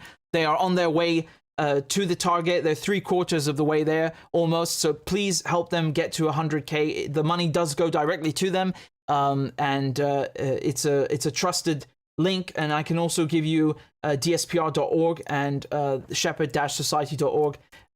These are also trusted charities, not in Gaza but in Palestine, nevertheless. And they will go directly to help people in Palestine. So if you can donate, please do that. And if you're also able to, after that, I would also appreciate if you could support the show on PayPal or Patreon or whatever, because it is independent media. So, I depend on you guys helping me out and keeping me pure. But let me go and talk about the French elections, because if you thought like the English ones were bad, we're really dealing with low bars here. But nevertheless, I think you'll get quite a good laugh out of this one. I think it's quite funny. So give me a second to pull this up. I mean, Jesus Christ, like some of these.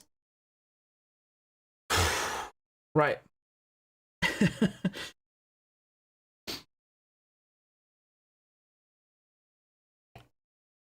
So let's talk about the French elections. I have some hilarious clips to show you now, which I swear you're not going to believe because they're so wild. But this is the gist of it. On Sunday, the French will go and vote a second time for their elected representatives in the Assemblée Nationale, okay, which is the lower house, not the Senate. And Macron kind of brought this upon himself because he's a moron. He took a gamble after the European Parliament elections, and he decided to dissolve the Parliament in France, which is part of the presidential powers in the Fifth Republic, and call snap elections essentially, right? But confined to the lower house. So he's not going to lose his presidency, but he might end up with what is called a cohabitation. So basically you have the president belonging to one party and then the prime minister belonging to a different party, and making it very difficult to get your agenda through the lower house. So he lost that gamble given the election results of the first round. So in France, it works like if you don't have someone with an absolute majority, like let's pick any constituency or circonscription. If you don't get 50% from the first go around, it goes off to a runoff vote, okay? And then you might have even 3 candidates, which is called a triangulaire.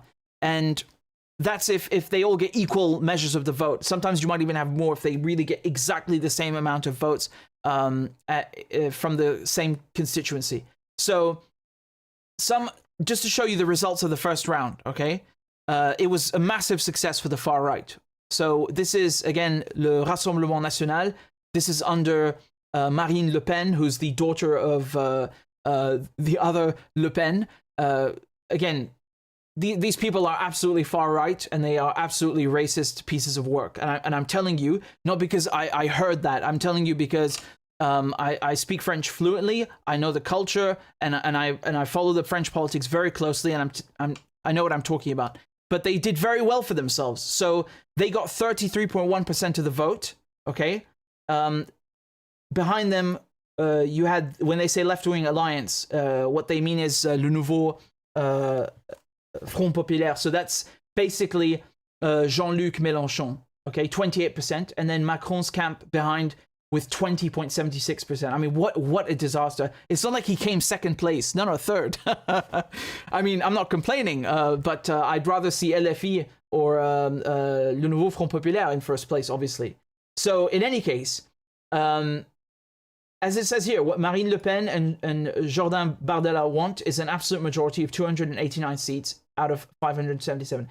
Now, Bardella is a 28-year-old protege of Marine Le Pen. And if they get an absolute majority, I don't know if they will, but if they do, he will very likely become France's next prime minister, who by the way, the incumbent is 35 years old.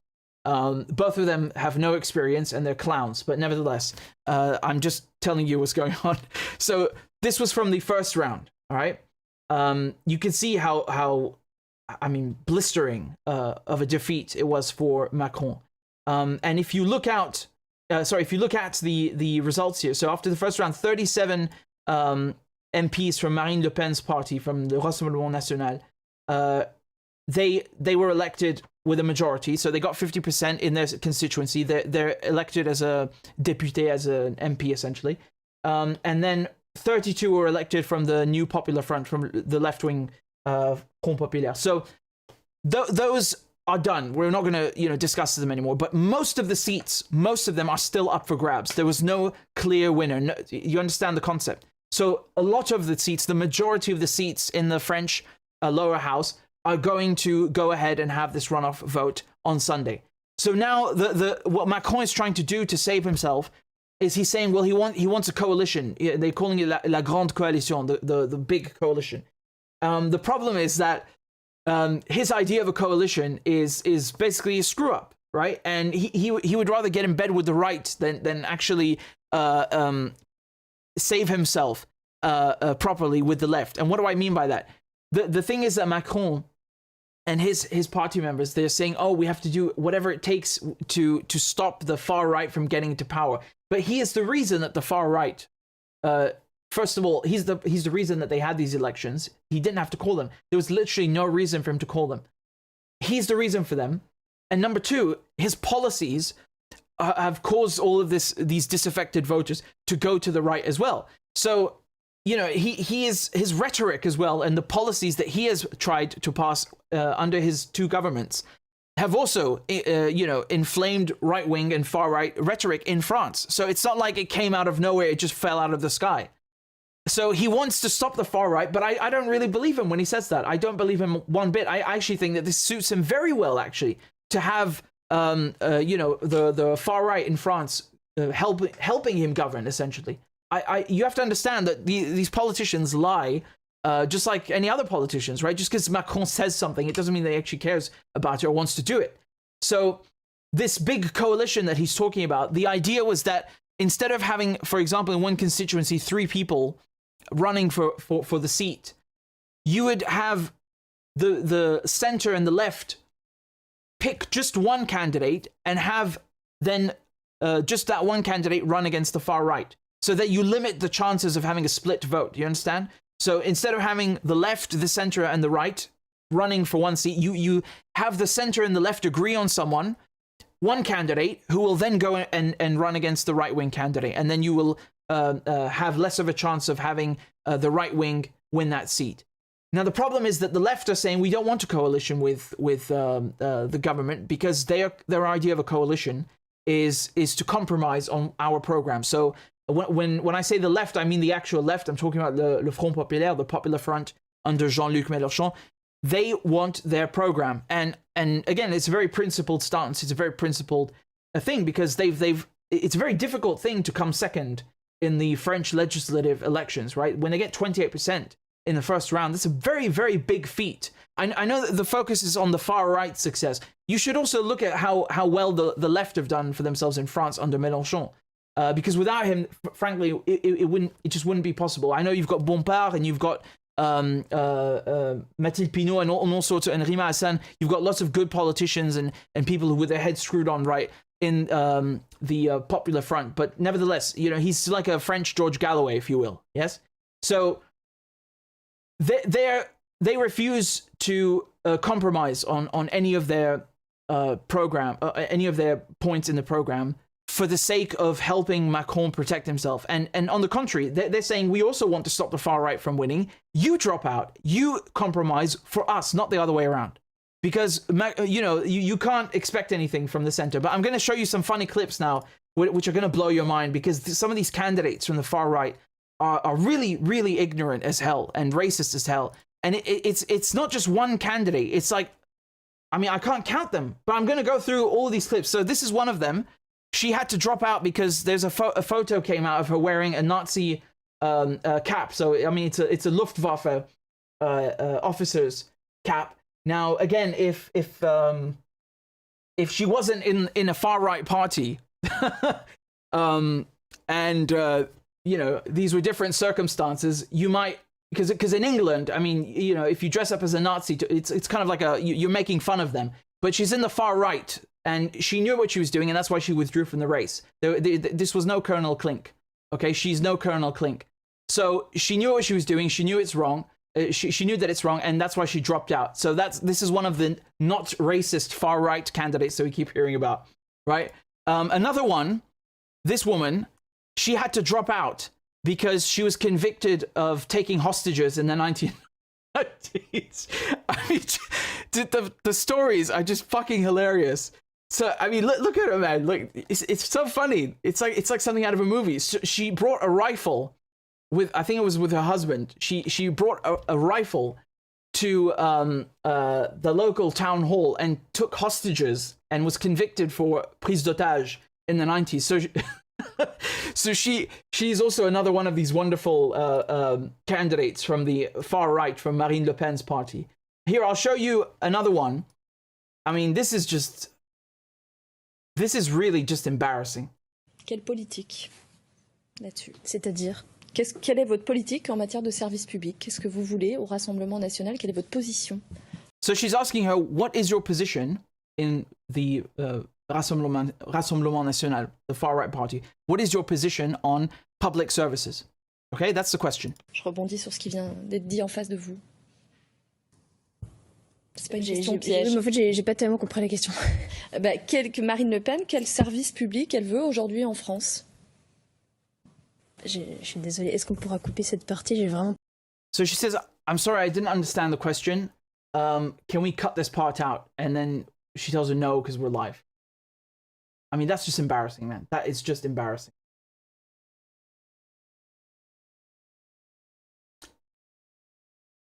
See, she doesn't know what public services means, and she's running for fucking parliament. I mean, this is just illiterate. This is illiterate. You should be in school, not running for parliament. What is wrong with you?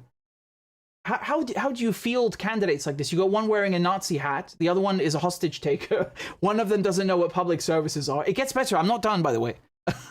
I've been collecting these clips for you guys. I've been collating all of these gems, okay?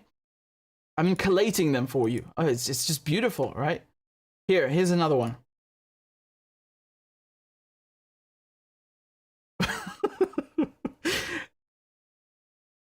Est-ce que vous pouvez me répondre sur les REP, s'il vous plaît? Les REP. Les REP. La suppression des réseaux d'éducation prioritaires. Alors, là, c'est pareil. Si jamais vous avez des élèves qu'on ne peut pas gérer, comment vous voulez faire? Ça n'a rien à voir avec les REP. De quoi? Votre programme, c'est de supprimer les REP. Les zones? Les réseaux d'éducation prioritaire. C'est le programme de Jordan Bardella. Ah ben, excusez-moi, là, vous me posez une colle, hein. Je n'ai pas vu. So she's asking him, what do you, like, what's your position on getting rid of REP? So it's a thing they have in France since the 1980s. It's basically about prioritizing school districts that aren't doing well and you know, basically investing more government resources into education. And they want to scrap that under the far right's under the far right party's program, which he is running in that party as a candidate. And he has no idea what they're talking about. Absolutely embarrassing. It's again, it's not like it's a term they brought out of nowhere. It's in the party program, and he has no idea what it means. Utterly embarrassing. So cringy. It's unbelievable. Here, I just saw the one with the Nazi hat again. Jesus Christ. Here's another one. Le changement climatique et pour la préservation. So he's asking about climate change. Pour lutter contre le changement climatique et pour la préservation de l'environnement. Alors, on peut lutter contre le So he's asking her, how can we fight against climate change and you know, for the sake of preserving the environment and safeguarding the environment. Préservation de l'environnement. Alors, on peut lutter contre l'augmentation du climat, mais rappelons-le quand même que la Terre se réchauffe d'elle-même, naturellement. Vous croyez pas au réchauffement climatique lié à l'homme? Si, je le crois, mais il faut quand même rappeler que la Terre a eu des phases très chaudes et des phases d'air. So now she's basically going into she says she believes in climate change, but that the Earth has hot and cold stages, and that we are. She says, what did she say afterward? That we are in an ice age. Hold on, let me play the rest of the clip. Très chaude et des phases d'air glaciaire. Et on est encore en air glaciaire. Yeah, she said that.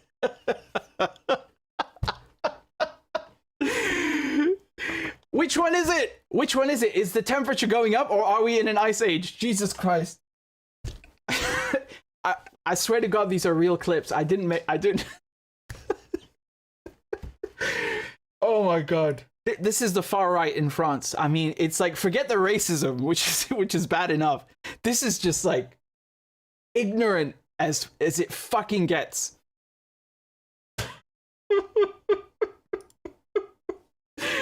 Oh my God. Here's another one. Mais il y a plein de moyens de réduire justement, par exemple, en baissant l'immigration. On va réduire totalement. C'est-à-dire par exemple, ça sera plus permis de rentrer sur le territoire, comme c'est actuellement le cas. Et donc, en termes de pouvoir d'achat, qu'est-ce que ça génère comme économie? Est-ce que vous l'avez quantifié? Est-ce que vous pouvez nous expliquer les mécanismes? De toute façon, on a plein de propositions pour justement ramener de l'argent. Je vous dis, en immigrant. Do you know what the question is about? She's asking her about purchasing power. Pouvoir d'achat. Okay? Purchasing power. And she's talking about immigration.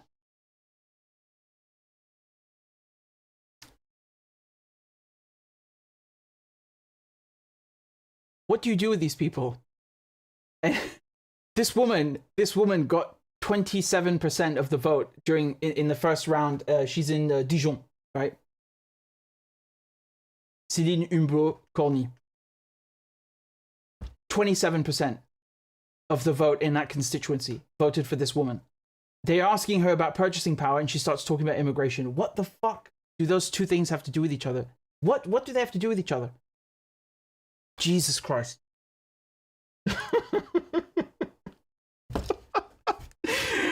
It's not over. It's not over, man. I'm telling you.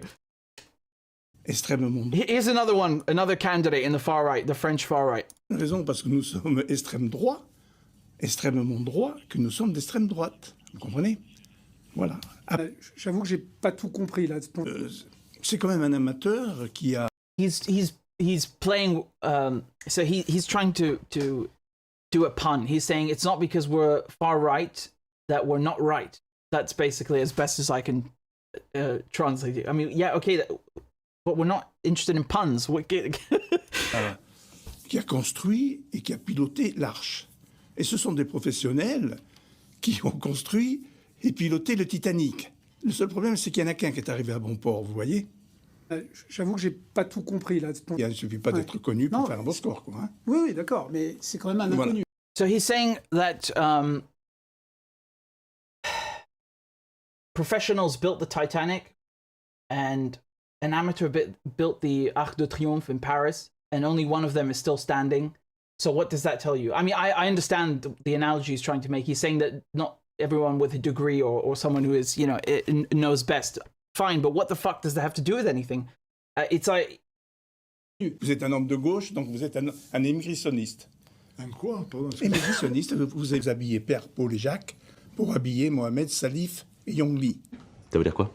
I mean, this guy is like, they're asking him questions, and he keeps answering like someone who's tuned out. It reminds me of Joe Biden. He really reminds me of Joe Biden. You know, he starts talking about like corn pop and kids on his legs. It's like listening to a French version of Joe Biden, this guy. Just completely nuts. Here's another one. Pas suffisante ou pas suffisamment efficace à vos yeux? Même la deuxième n'a pas été convaincante, donc on peut faire une troisième, une quatrième, et je pense que... La troisième, elle est faite. La troisième, elle est faite, et elle est entrée en... Et elle a été acceptée.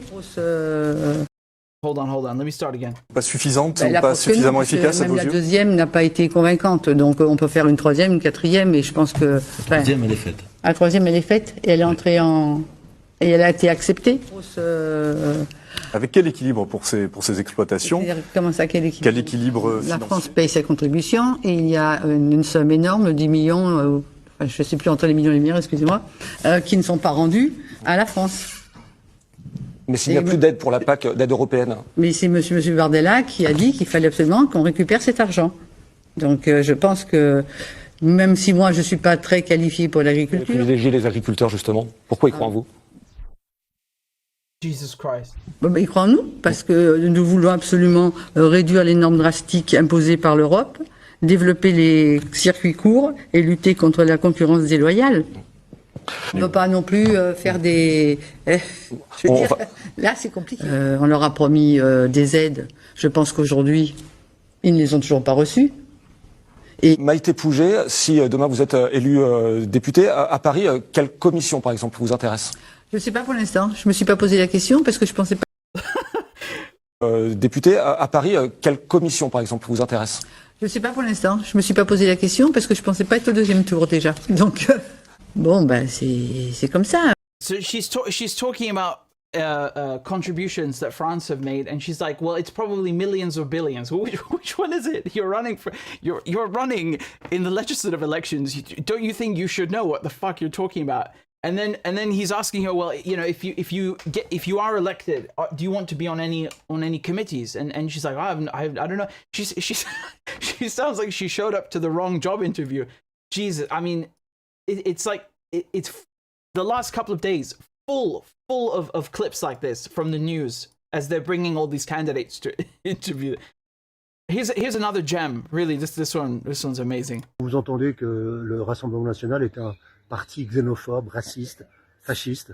C'est faux et archi faux.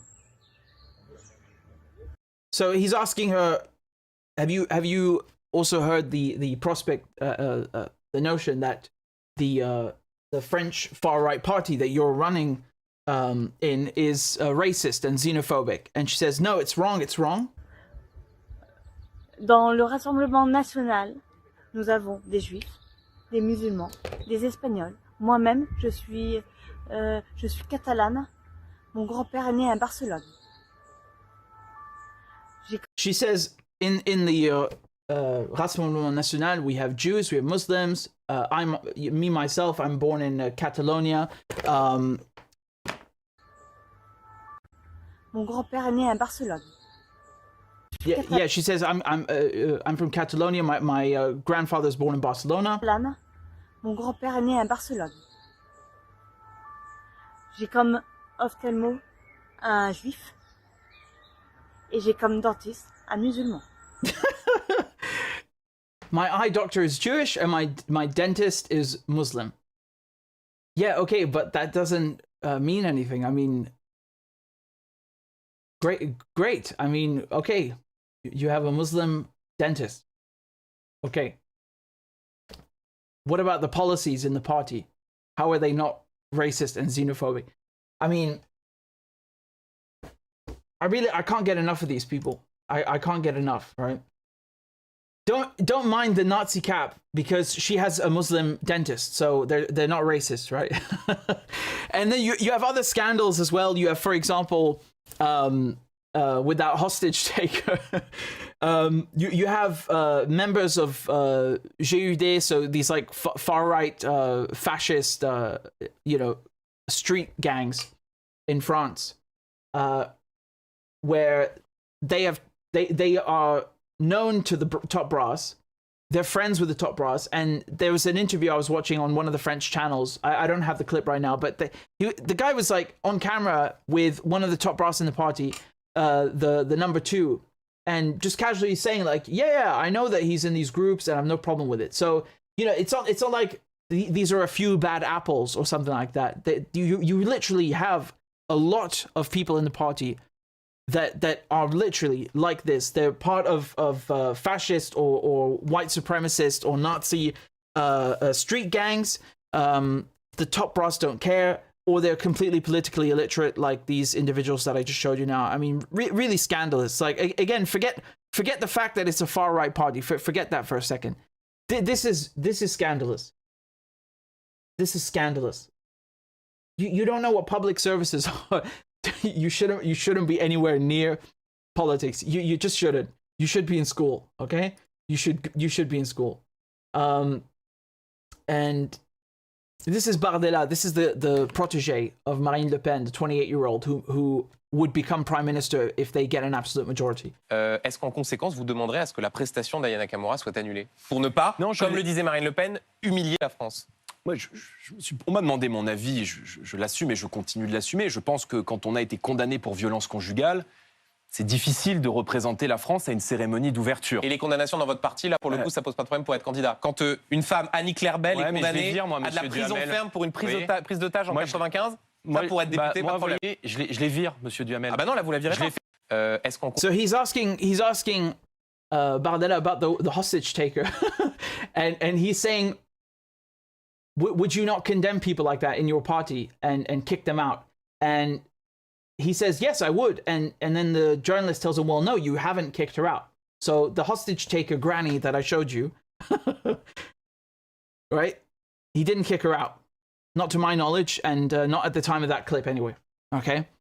So you have criminals, like convicted armed criminals as well, in addition to the Nazi street thugs. And it's like, yeah, it's like totally normalized.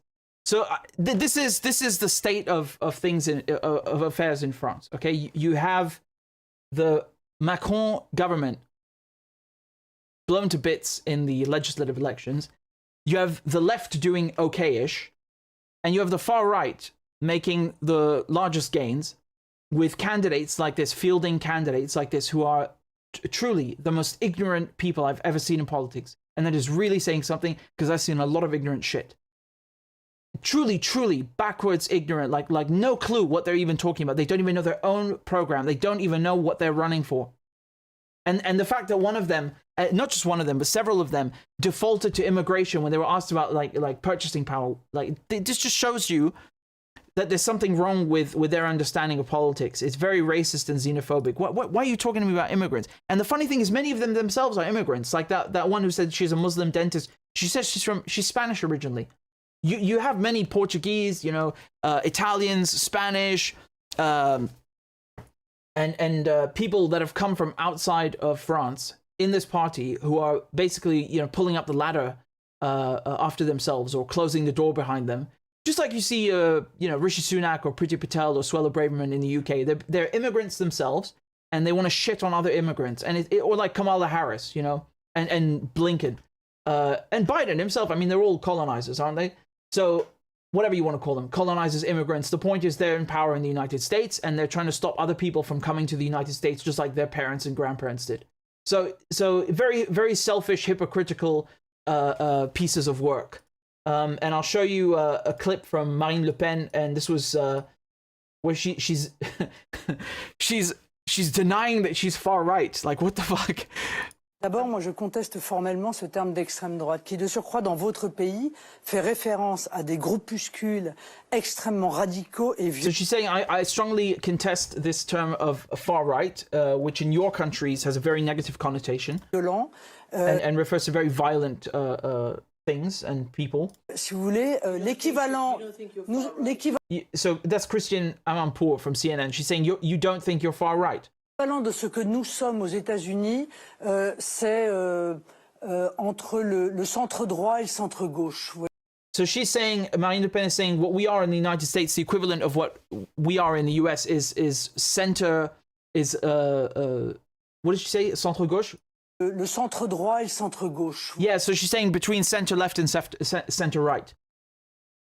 Vous voyez, sur le plan des idées. Voilà. I mean, what does that mean? That we know that the United States Overton window is far right. We know that. I don't really think that that's good, because Democrats are also considered on the left in the United States, and they're fucking not, are they? So she's kind of like, she's owning herself by saying that she's by US standards on the left. Yes, well, US standards are all the way on the right. So yes, you're on the right. You're a French party in Europe. That means you're on the right. Donc, je pense que cette utilisation... Oui, non, mais je vous le dis très sincèrement. Donc, je pense que cette utilisation du terme extrême droite, qui est stigmatisante, qui est très péjorative, ne correspond pas du tout à ce que nous sommes, et pas du tout à ce qu'est l'extrême droite américaine, en l'occurrence. And so she says, it's a very pejorative and negative term, and I reject it, and it doesn't correspond to what we are.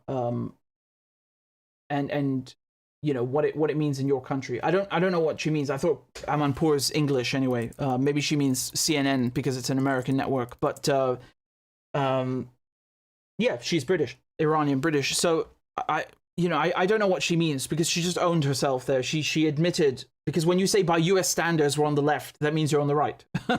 There is no left in the US in mainstream politics. There isn't, except maybe Jill Stein, but again, she's an exception. So really just, besides, I mean, this is splitting hairs at this point. She can say whatever she likes. I showed you what the candidates look like. Now you can go ahead and say, well, these are just a handful. Yes, it's a handful too many. You shouldn't have people who don't understand their own program running for parliament. This is scandalous. And also, Marine Le Pen, her father, she had to kick out her own father of the party for being, for being far right. And then she tried to rebrand the party. They renamed it. It used to be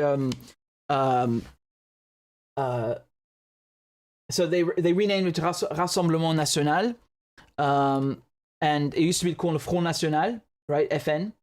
And I mean, it's nothing new or bad to rename parties. You know, for example, Les Républicains used to be UMP, so whatever. But still, she did that for a very, very specific reason. And her father has been convicted, I don't know how many times, for Holocaust denial, racism against Jews, racism against Arabs, racism against Muslims. I mean, like, there isn't a thing he hasn't done. You know, it's I mean, the apple doesn't fall far from the tree, does it? Right? So she's done a lot to rebrand the party as not being racist. It is racist. I'm sorry, like, you can't come here and tell me otherwise. And the way that they speak, I'll give you another example as well from her protege, from Bardella. The way that he speaks, where he says, for example, that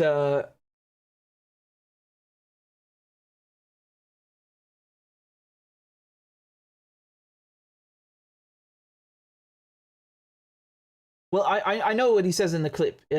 He says basically that anyone who is French, who is patriotic, who pays their taxes, and you know, doesn't cause any trouble, can stay in the country. And he's also talking about immigrants specifically, right? So he was addressing also immigrants, so not people who don't necessarily have French citizenship but have French residency.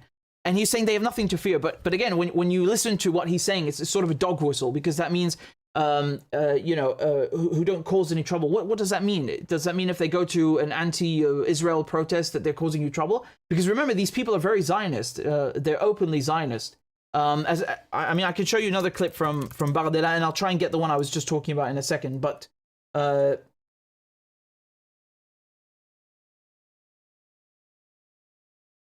this is his stance on Palestine, or their stance on Palestine. So he says that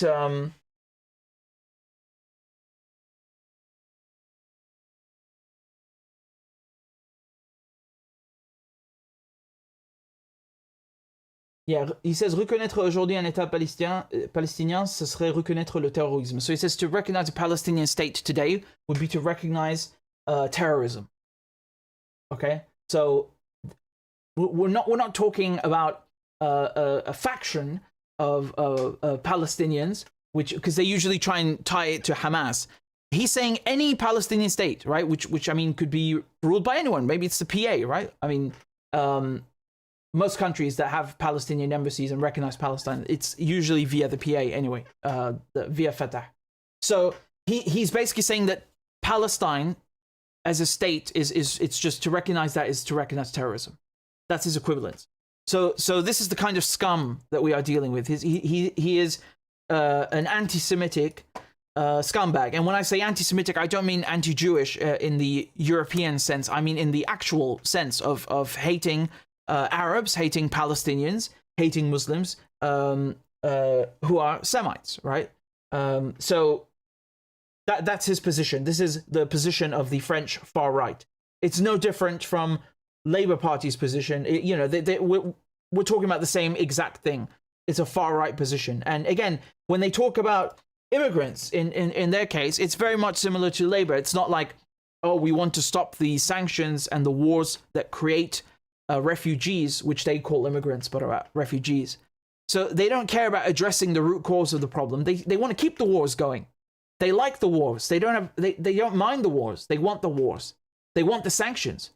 They don't even bring these things up. They don't even mention them. It's like it's a given, you know? It's a guaranteed given that wars will continue and sanctions will continue, and they will continue to create refugees. But then they're going to demonize the refugees that they created, right? So that's going to continue as well.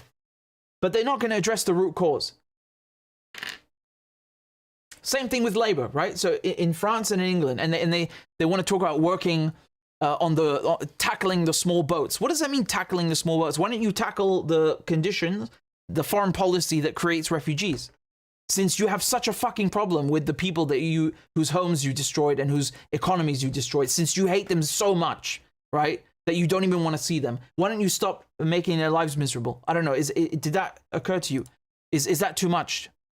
Is that too much to ask?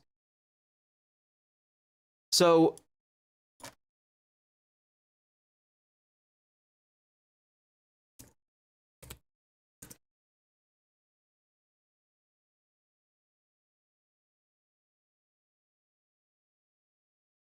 On voit par exemple que sur les 2000 interpellés ces 48 dernières heures, 30%. Give me a second to find this clip that I wanted to pull up for you.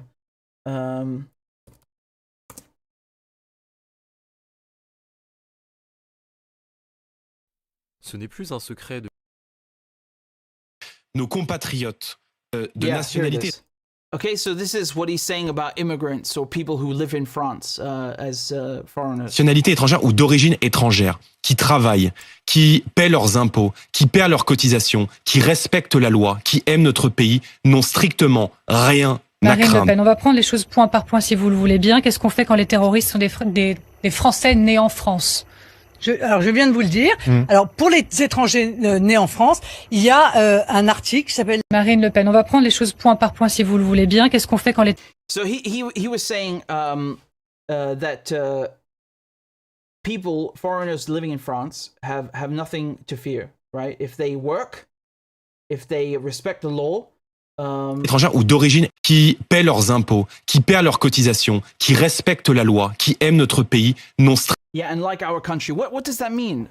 So, if for example, if someone is living in France and they have residency but they don't have nationality, and they get fired, or the company they work at, goes bankrupt and they don't have a job, that means they have something to fear. What does that mean?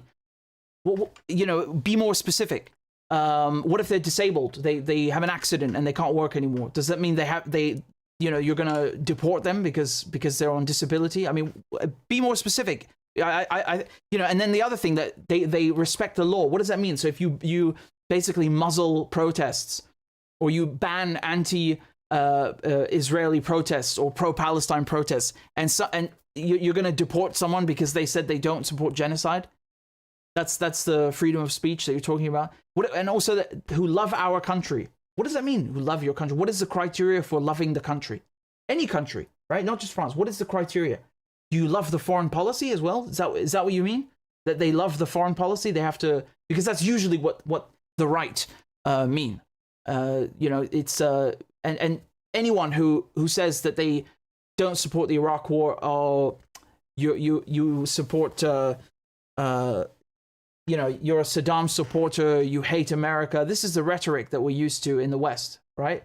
So if you oppose the foreign policy, they accuse you of being a traitor, that you don't like the country. So this is why I asked the question, because it's a very important question, and it's not being clarified or answered by any of these people, because we know what they're up to.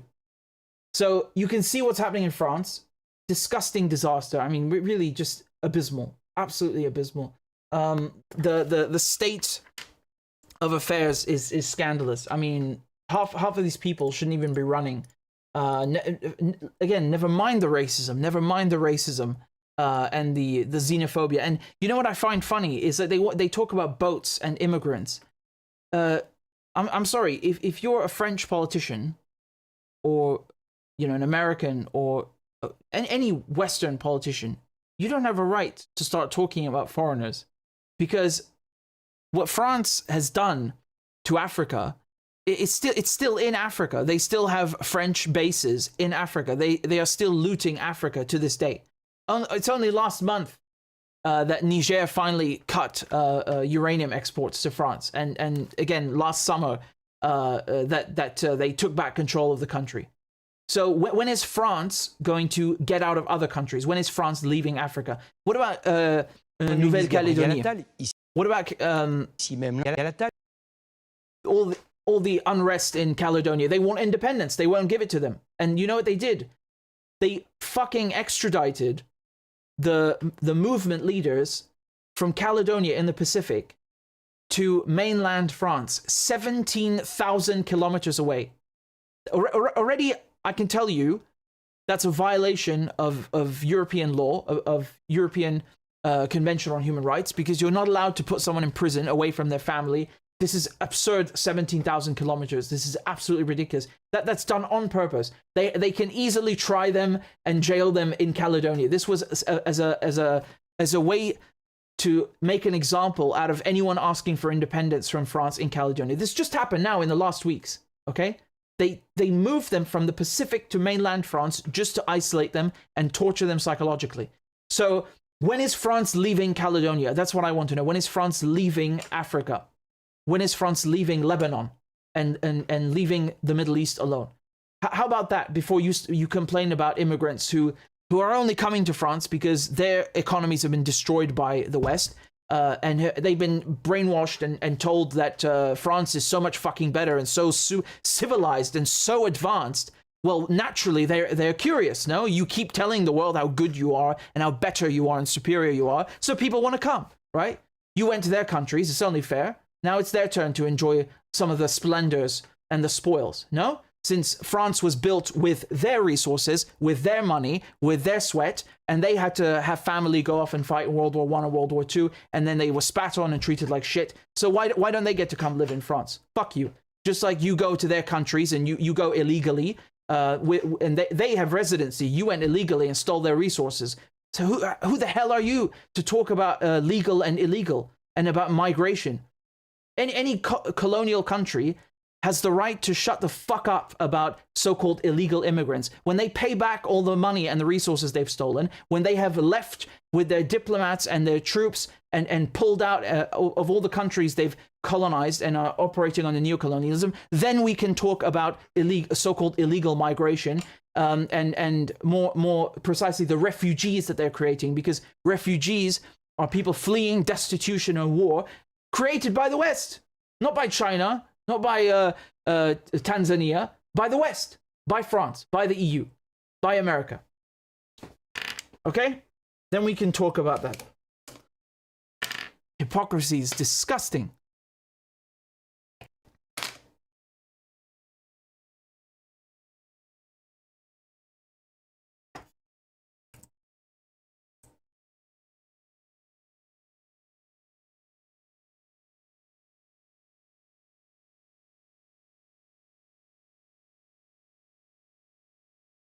In any case, thank you guys very much, and please support the channel if you can, and more importantly, please help out the children in Palestine.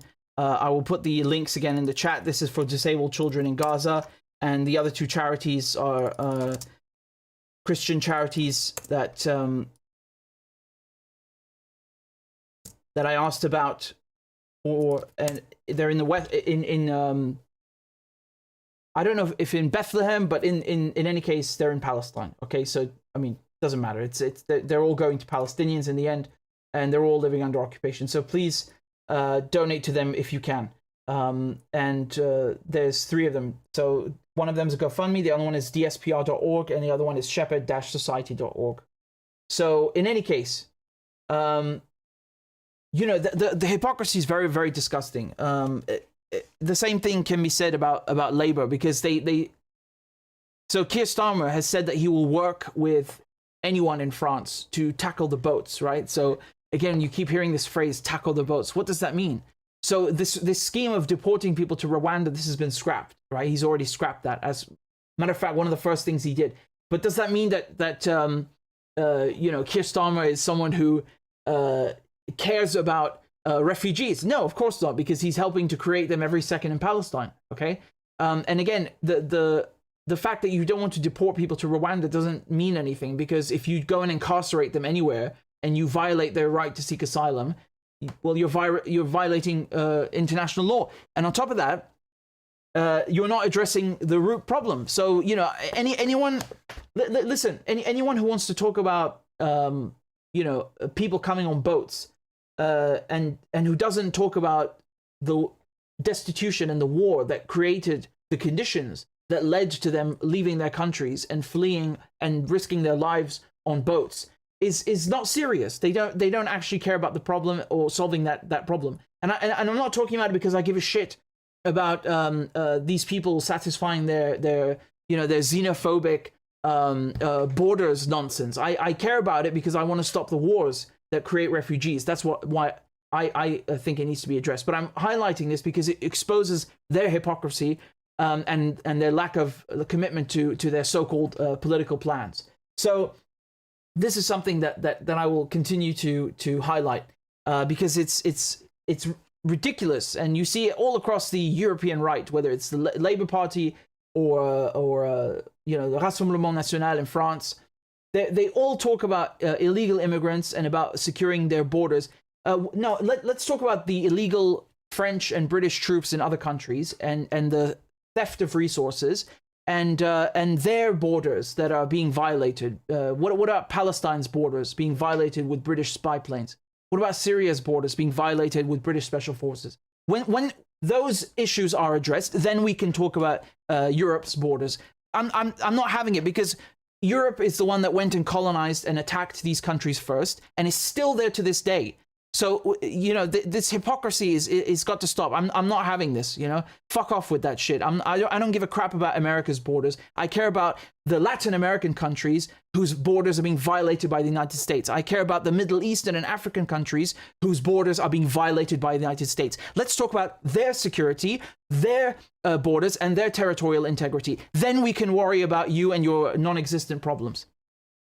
And the same thing goes for France, and the same thing goes for the UK. Enough with this hypocrisy. Enough.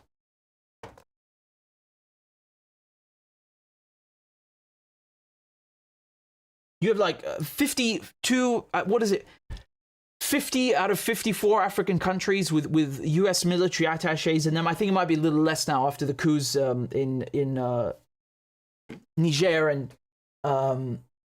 certainly with Niger and Mali and Burkina Faso and Chad. Those numbers went down a little bit, but nevertheless, I think my point is well taken. So thank you guys very much for tuning in, and I appreciate it very much. And I'll see you guys very soon again in the next stream. Again, please donate to the charities that I link below, and if you can, please support the show. I'd really appreciate it. Let me just see if we got any donations so I can read them out to you. Forgive me, I was concentrated on the program. I didn't think of looking, but we got a few of them here, so I'll read them out to you.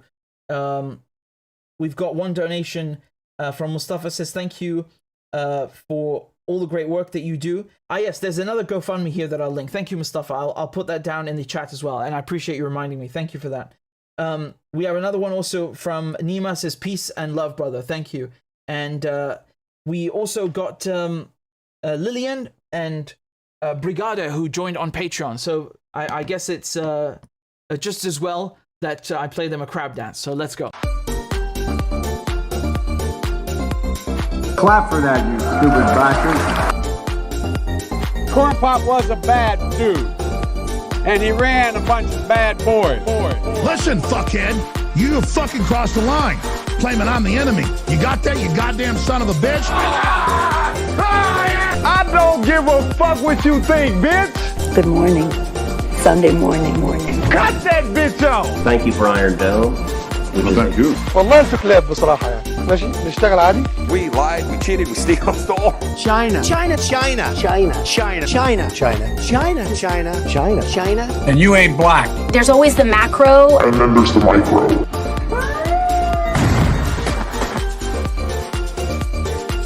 Do not come. Do not come. I'm gonna come. You talking to me?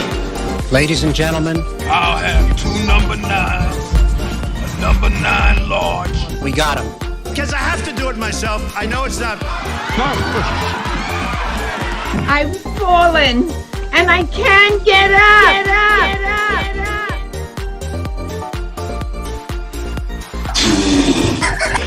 Oh! Disgusting! She was 12, I was 30, but anyway. We'll do it live! Fuck it! Do it live! I'll write it and we'll do it live! Why you text Sanders? Why? You're getting nervous, man. Calm down. It's okay. Okay. Suck my dick and choke on it! I yield my time! Fuck you! I'm actually I wanted to let me just talk about one more topic before I go, because I wanted to do it first actually, and then we started talking about the fronts. Okay,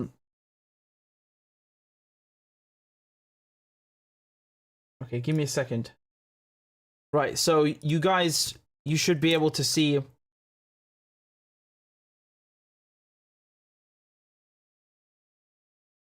You guys, you should be able to see this now, yeah? Right. So I want to talk to you a little bit about this scandal that happened in France. So just to explain this very simply, you have an Iranian musician who lives in France with his wife, who is a doctoral candidate, and 2 children who go to school there. Okay? Name is Bashir Biazar. And the French government, the police ask him to come down to the station on June 3rd. He doesn't know why. They don't give a reason. And he goes down to the station and he's immediately arrested. And he's put in, he's driven 100 kilometers and put in a camp for illegal immigrants. Again, he lives in France legally. He's lived there for 2 years. I think his residency was legal to 2026. So it turns out that they did this because of his posts on social media, because he was posting pro-Palestine content. Not that he was making this content himself. He doesn't, film himself or anything like that. He was taking other people's videos and posts and putting them online, on Instagram. And the French government was saying that he was working on behalf of Iran, that he was an Iranian agent because he used to work for IRIB. So apparently this made him an agent. And the funny thing is that all of his posts are not in French, they're in Farsi. And there's not a single French person who follows his accounts. So if he's there to influence people, I mean, it's just a complete lie, right? So they were saying because he's posting pro-Palestine things, that he is an agent. And they then kept him in this camp for a month. And his lawyer tries to get in contact with the French government, no reply. And so we learned what was happening through other sources. I mean, absolutely disgusting. So they basically arrested him on an expulsion order. So they had already signed at the Ministry of Interior an expulsion order on May 22nd, okay? So when they arrested him on June 3rd, they could have deported him the same day, right? Which again is not legal because they didn't give him a chance to even respond to these allegations. It's completely arbitrary and insane, like the violation of civil liberties to just randomly detain someone, then drive them away from their family, put them into camp. Unbelievable, and he lives there legally, okay? In any case, they could have deported him on June 3rd, right? Since the order is signed May 22nd, and that's what they were using to arrest him. Why didn't they deport him? They kept him for an entire month. So he just left 2 days ago. So I'll tell you the real reasons they did this. Number one, they wanted to make an example out of him. They wanted to scare people who are posting or who have pro-Palestine positions. That's number one. The second thing is that you have 3 French citizens in Iran who are currently in detention, okay? I don't know their names and the cases, but I think at least one of them is accused of espionage. So very, very hefty charge. And usually, I'm not saying always, but usually, Westerners who go to Iran, they're there to spy and cause trouble because the Israelis want to attack Iran and they use people from their allied countries. So I wouldn't be surprised, right? Iran doesn't send spies to France the same way that Israel does try to infiltrate Iran. That's just a fact. Now, the thing is, when it comes to the 3 French citizens who are in Iran, I think they kidnapped Bashir in France to try and pressure the Iranians into releasing those 3 French citizens. And now you have to think about the fact that why would you go to such lengths to kidnap this guy to free 3 French citizens? Like they must be pretty special to the government if you're going to those lengths, right? You're ripping this man away from his family, you're deporting him, you're holding him in a camp arbitrarily. I mean, the pressure that they're trying to exert on this guy, psychological torture, is immense. And the Iranian government knew what was going on and they were informed the same day and all of these things, right? And it's funny because listen to this hypocrisy. because the Iranian foreign ministry tried to get news about Bashir and free him, the French media were saying, oh, well, that proves that he's a spy. But when the French government tries to free its own citizens in Iran, that doesn't mean that those French citizens are spies? How does that work one way? So if the French government cares about you as a French citizen, you're innocent. You didn't do anything. You're a political hostage. You're a victim of the Iranian regime. But if the Iranian government cares about you as an Iranian, that proves you're a spy. I mean, what nonsense, right? I've never heard of someone being deported, expelled from a country when they have legal residence on suspicions. So they didn't take him to court. There's no proof of any of these allegations, just government smears and leaked to the press. That's it. I've never fucking heard of something like this. Unbelievable. So in addition to that, here's another suspect thing, okay? You guys know that Hezbollah are pounding the Israelis on the northern front, right? Which I talk about this all the time. They're making mincemeat out of them, wiping the floor with the Israelis, utterly destroy their defenses. Iran has significant influence in Lebanon. The French do as well, but not as much as Iran, which is good because France has no business in that region whatsoever. And the fact that they were there as colonizers, they should be kicked out. You know, they're the last people on earth who should have any influence in Lebanon. So they've been unable to get Hezbollah to calm down in any way. So I think that they arbitrarily detained Bashir to make an example out of people who support Palestine. They did it as well to pressure the Iranian government into releasing those 3 French citizens, which didn't work. They're still in detention. And they did it to pressure Iran into cooling down Hezbollah against the Israelis. So really just a disgusting political game. And they played with this man like, you know, he's an object or something like that, violated his civil liberties, psychologically tortured him. He was on the verge of going on hunger strike. And I mean, if you call any of this behavior legal or democratic, there's something wrong with you. This is how a fascist totalitarian government behaves. And it's all under Macron, right? Keep in mind also, as I was saying before, that those people asking for independence in New Caledonia in the Pacific, they kidnapped all of the leaders and they're, you know, accusing them of causing civil unrest, blah, blah, blah, blah, blah. They could have easily tried them in Caledonia because it's a French colony, right? No. What did they do? They dragged them 17,000 kilometers to mainland France for literally no reason, except to psychologically torture them by isolating them. So this is completely in line with how the French government behaves. It's extraordinarily fascist and disgusting.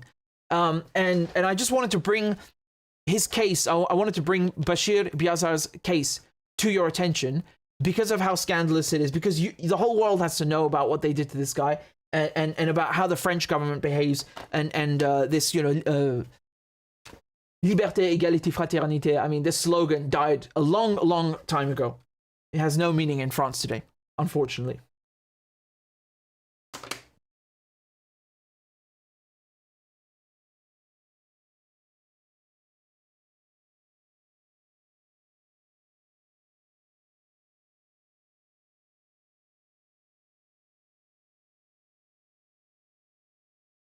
One of you saying Vichy France never left. You know, that's another point that I wanted to bring up, actually.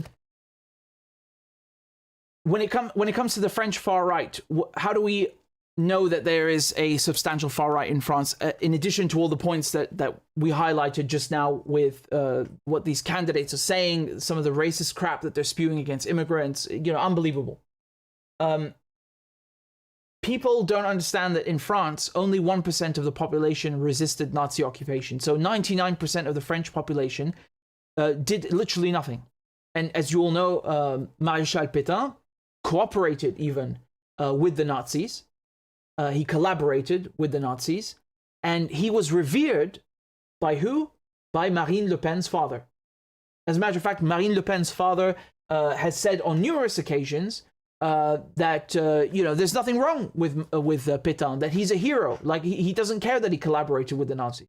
Okay, just to give you an idea of who we're talking about, in what household Marine Le Pen grew up in. Okay, she grew up in a household where Nazi collaborators are viewed as heroes, as national heroes.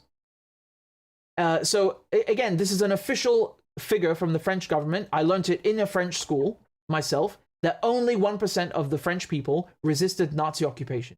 That's a fact from the French government. So, you know, I want to make that very clear, because you didn't just have a lack of resistance, you had a Vichy government, an entire collaborator government set up as a Nazi proxy, and you know, in addition to collaborating in you know, they not only helped the Nazis enter the country without virtually any resistance, while London was getting bombed the whole time because it continued to resist. On top of that, they also helped the SS go and find political opponents and dissidents, people who didn't like the Nazis, or people who were viewed as Untermenschen or subhuman according to the Nazis, and they put them in. They helped the Germans, you know, grab these people from their apartments and put them in trains and send them to camps. So that is a real fascist culture that existed in France, that collaborated with the Nazis, that was an extension of the Nazi regime. And make no mistake, that it never left, okay? It never left. After all, it's not the French who liberated France. It's the Canadians, it's the Australians, it's Britain, it's the United States, and a very, very, very small amount of French, and they were mostly communists, which you never hear. The majority of the French resistance, the ones that actually made a difference, were communists. They were from the left. So there is a very real far-right culture in France, and it's never gone away. So, you know, you do not underestimate, you know, the stance or the positions that thugbags in the Rassemblement National have. They don't give a shit about France. As a matter of fact, they support the enemies of France. Their beliefs run counter to everything that the French Revolution and the Fifth Republic was supposed to be about. Okay, again, the slogan "Liberté, égalité, fraternité" it has nothing to do with what they believe in. Quite the contrary. So, you know, I don't think that it's acceptable to say, well, you know, there are a bunch of refugees coming to the country because of our foreign policy, by the way. So I'm going to vote for Nazis. I mean, I don't understand this. I think this is ridiculous. In any case, let's put that to rest.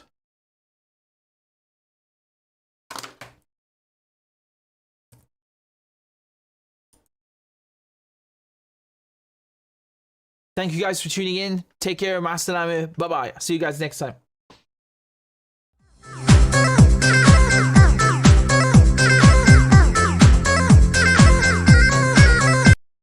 A is for all men and women created by go. You know the thing.